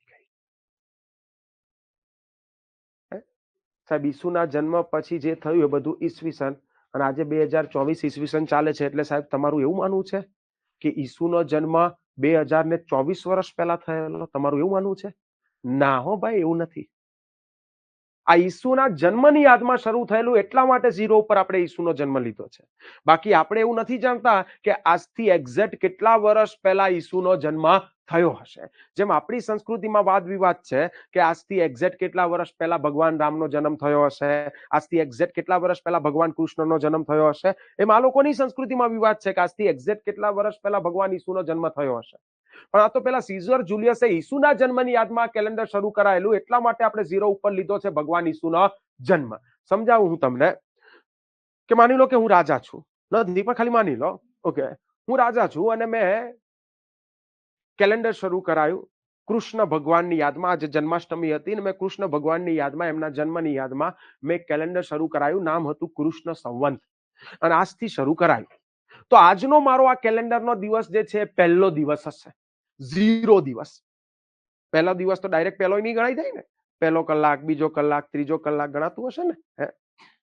અને એમ કરતા આખા 24 કલાક પૂરા થયા એટલે મારો પહેલો દિવસ પૂરો થયો. ભાઈ સમજાય છે? તો કે ભાઈ અહીંયા આગળ મેં કૃષ્ણ ભગવાનની યાદમાં કેલેન્ડર શરૂ કર્યું, તો આજનો અહીંયા મેં 0 ઉપર લીધો હશે ભગવાન કૃષ્ણનો જન્મ. પણ શું ભગવાન કૃષ્ણનો જન્મ આજે થયો છે? ના, ભગવાન કૃષ્ણ તો આથી હજારો વર્ષો પહેલા થઈ ગયા, પણ મેં એમના જન્મની યાદમાં શરૂ કર્યું. ભાઈ સમજાય છે? એવી રીતે આ ઈસુના જન્મની યાદમાં શરૂ થયેલું હતું આ કેલેન્ડર. કયું કેલેન્ડર? Gregorian calendar. એટલે એક્ઝેક્ટ એવું ના માની લેતા કે ઈસુનો જન્મ આજથી 2024 વર્ષ પહેલા થયો. ક્લિયર? આ તો એમના જન્મની યાદમાં શરૂ થયેલું એટલે 0 ઉપર આપણે લીધો છે ભગવાન ઈસુનો જન્મ. હવે જરા ધ્યાન આપજો, ઈસુના જન્મ પછી જે પણ થયું એને કહે છે ઈસવીસન, ને આજે ઈસવીસન આવી ગઈ છે 2024. ઇતિહાસની એક ખાસિયત છે દોસ્તો કે ઇતિહાસ હંમેશા એક જ દિશામાં ગતિ કરે. ઇતિહાસ હંમેશા એક જ દિશામાં ગતિ કરે. આજે 2024 છે, પછી 2025 જ આવશે, પછી 2026 જ આવશે. એવું થશે કે 2026 પછી 2025 પાછું આવ્યું? મોદી સાહેબ કે ના, અમને 25 માં મજા ગઈ હતી, ચલો બધા પાછા. એવું ચાલશે? નહીં ચાલે. ઇતિહાસ હંમેશા શું કરે? એક જ દિશામાં ગતિ કરે. ઇતિહાસ શું કરે? હંમેશા એક જ દિશામાં ગતિ કરે. હવે જરા સમજજો, સપોઝ કોઈ વ્યક્તિનો જન્મ ઈસવીસન 2024 માં થયો છે, આજે થયો છે કોઈનો જન્મ, અને એ વ્યક્તિ 20 વર્ષ પછી મૃત્યુ પામે છે, તો ક્યારે મૃત્યુ પામશે? 2044 માં. સપોઝ કોઈ વ્યક્તિનો જન્મ ઈસવીસન 10 માં થયો છે અને આ વ્યક્તિ 30 વર્ષ પછી મૃત્યુ પામે છે, બોલો ક્યારે મૃત્યુ પામશે? ઈસવીસન 40 માં. જો 10 માં જન્મ્યો, 40 માં મર્યો. સપોઝ કોઈનો ઈસવીસન 10 માં જન્મ થયો છે અને 40 વર્ષ પછી મૃત્યુ પામે છે, બોલો ક્યારે મૃત્યુ પામશે? ઈસવીસન 50. 10 માં જન્મ્યો, 40 માં મર્યો, 10 માં જન્મ્યો, 50 માં મર્યો. હવે જે સમજવાનું છે અહીંયા છે, ઈસુના જન્મની પહેલા જે પણ થઈ ગયું એને કહીએ છીએ ઈસવીસન પૂર્વે. કે ઈસુના જન્મના 1 વર્ષ પહેલા, 2 વર્ષ પહેલા, 3 વર્ષ પહેલા, 4 વર્ષ પહેલા, 5 વર્ષ પહેલા, ઇન શોર્ટ ઈસુના જન્મના 10 વર્ષ, 20 વર્ષ, 30 વર્ષ, 40 વર્ષ, 50 વર્ષ, જ્યાં સુધી તમે પાછળ જઈ શકો એ બધું જ કહેવાય ઈસવીસન પૂર્વે. કે સીઝર જુલિયસે આ કેલેન્ડર શરૂ કરાયેલું, તો સીઝર જુલિયસના પપ્પા હશે ને, પપ્પા હશે, દાદા હશે, પરદાદા હશે, એ લોકો આગળ એમનો આખો વંશવેલો ચાલતો હશે. તો મૂળ મુદ્દે આ જે ગ્રેગોરિયન કેલેન્ડર જે ચાલુ થયું એની પહેલા જ્યાં સુધી પાછળ જઈ શકો બધું જ કહેવાય ઈસવીસન પૂર્વે. ઈસુના જન્મની પહેલાનું બધું ઈસવીસન પૂર્વે. હવે જે સમજવાની વાત છે અહીંયા છે, મેં હમણાં કીધું એમ કે ઇતિહાસ હંમેશા એક જ દિશામાં ગતિ કરે. ઇતિહાસ હંમેશા શું કરે? એક જ દિશામાં ગતિ કરે. આપણે પણ ઈસવીસન પૂર્વે તરફથી કઈ તરફ જવાનું છે? ઈસવીસન તરફ. આપણે પણ પ્રાચીન ઇતિહાસ તરફથી આધુનિક ઇતિહાસ તરફ જવાનું છે. આપણે આઝાદી ઈસવીસન 1947 માં લેવાની છે. ઈસવીસન પૂર્વે 1947 માં નહીં. ઈસુના જન્મની પહેલા આઝાદ નહીં થઈ જવાનું. ખબર પડી પહેલા ગાંધી બાપુ આવ્યા પછી સીઝર જુલિયસ આવ્યો. આપણે આઝાદી ક્યારે લેવાની છે? ઈસવીસન 1947 માં. આપણે પણ ઈસવીસન પૂર્વે તરફથી કઈ તરફ જવાનું છે? ઈસવીસન તરફ. ભાઈ પ્રાચીન થી તમે આધુનિક તરફ જ આવો ને ભાઈ ઇતિહાસમાં. પ્રાચીન થી આધુનિક તરફ જ આવો. તો હવે જરા સમજજો. સપોઝ કોઈ વ્યક્તિનો જન્મ ઈસવીસન પૂર્વે 50 માં થયો છે અને આ વ્યક્તિ 20 વર્ષ પછી મૃત્યુ પામે છે, બોલો ક્યારે મૃત્યુ પામશે? ઈસવીસન પૂર્વે 30 માં. કેમ કે ઇતિહાસ શું કરે છે? એક જ દિશામાં ગતિ કરે છે. સપોઝ કોઈ વ્યક્તિનો જન્મ ઈસવીસન પૂર્વે 50 માં થયો છે અને આ વ્યક્તિ 40 વર્ષ પછી મૃત્યુ પામે છે, બોલો ક્યારે મૃત્યુ પામશે? ઈસવીસન પૂર્વે 10 માં. જો ઊંધું લખાઈ રહ્યો છે સમયગાળો. 50 માં જન્મ્યો, 30 માં મર્યો. 50 માં જન્મ્યો, 10 માં મર્યો. કેમ આવું થઈ રહ્યું છે? કેમ કે ઇતિહાસ હંમેશા એક જ દિશામાં ગતિ કરે છે. આપણે ઈસવીસન પૂર્વે તરફથી કઈ તરફ જઈ રહ્યા છે? ઈસવીસન તરફ. અને એટલે આ સમયગાળો કેવો લખાઈ રહ્યો છે? ઊંધો લખાઈ રહ્યો છે. ક્લિયર? ઇન શોર્ટ યાદ રાખો કે ઈસવીસન પૂર્વે જ્યારે આવે ત્યારે સમયગાળો કેવો લખાતો હોય? ઊંધો લખાતો હોય. સમજાય છે ને? ભાઈ સમજાય છે? ઓકે, ધ્યાન આપજો ભાઈ, કેમ કે આ બધું સમજવું જરૂરી છે. ખબર ના હોય તો કન્ફ્યુઝન થાય. કેમ કે છોકરો ચોપડી ખોલીને બેસે ને ચોપડીમાં લખેલું હોય કે સમ્રાટ અશોકનો જન્મ ઈસવીસન પૂર્વે 290 માં થયેલો અને સમ્રાટ અશોકનું મૃત્યુ ઈસવીસન પૂર્વે 232 માં થયેલું. તો કે આ કેવું? 290 માં જન્મ્યો, 232 માં મર્યો. આ ચોપડી વાળાએ ખોટું છાપ્યું લાગે છે. 232 માં જન્મ્યો હશે, 290 માં મર્યો હશે, પછી એ જાતે સુધારી જાય. પણ જુઓ ભાઈ, આગળ લખ્યું છે ઈસવીસન પૂર્વે, અને ઈસવીસન પૂર્વેમાં સમયગાળો કેવો લખાતો હોય? ઊંધો લખાતો હોય. ક્લિયર? ભાઈ મને એમ કહો, હવે જે સમજવા જેવી વાત છે કે ભાઈ સમ્રાટ અશોકનો જન્મ ઈસવીસન પૂર્વે 290 માં થયેલો. તો મારે જોવું હોય કે આજથી સમ્રાટ અશોક એક્ઝેક્ટ કેટલા વર્ષ પહેલા થઈ ગયા હશે, તો શું કરવું પડે? એક્ઝેક્ટલી 2025 પ્લસ 290, 2025 ને 2024. કે ભાઈ તમે સમજો કે આજથી અશોકનો જન્મ કેટલા વર્ષ પહેલા થયો હશે? તો અત્યારે ઈસવીસન કઈ ચાલી રહી છે? 2024. એટલે 2024 વર્ષ તો ખરા જ. અને એના પણ કેટલા વર્ષ પહેલા સમ્રાટ અશોક થઈ ગયા? 290 વર્ષ પહેલા. એટલે 2024 પ્લસ બીજા 290 તમે કરો એટલે લગભગ 2300 વર્ષ પહેલા સમ્રાટ અશોકનો થયો હશે જન્મ. તમે ચોપડે વાંચશો એમાં લખેલું હશે કે મહાવીર સ્વામીનો જન્મ ઈસવીસન પૂર્વે 599 માં થયેલો. તો મારે જોવું હોય કે આજથી એક્ઝેક્ટ કેટલા વર્ષ પહેલા મહાવીર સ્વામી થયા હશે, તો શું કરવું પડે?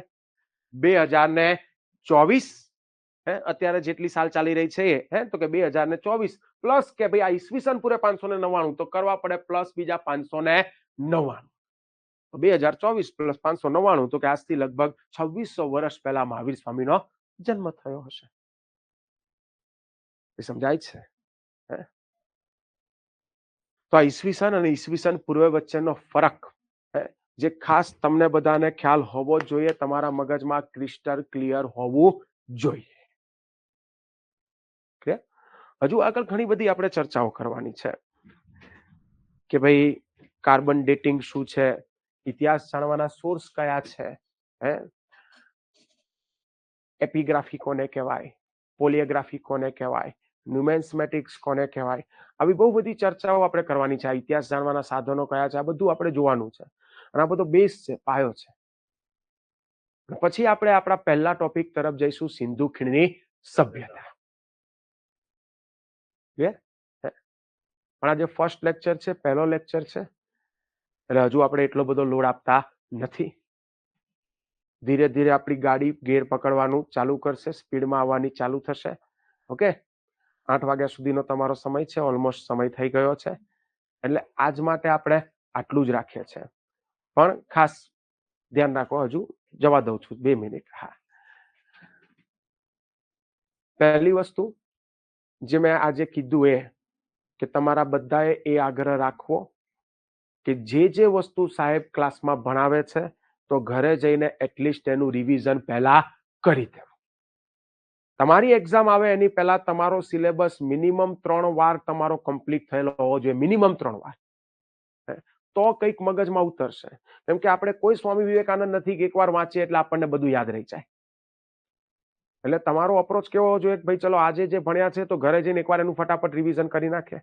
અઠવાડિયા પછી જ્યારે રવિવાર તમને મળે છે, ફ્રીનો દિવસ મળે છે, તો એ દિવસે જેટલું ચાલ્યું છે એનું ફાસ્ટ તમે એકવાર રિવિઝન કરી નાખો.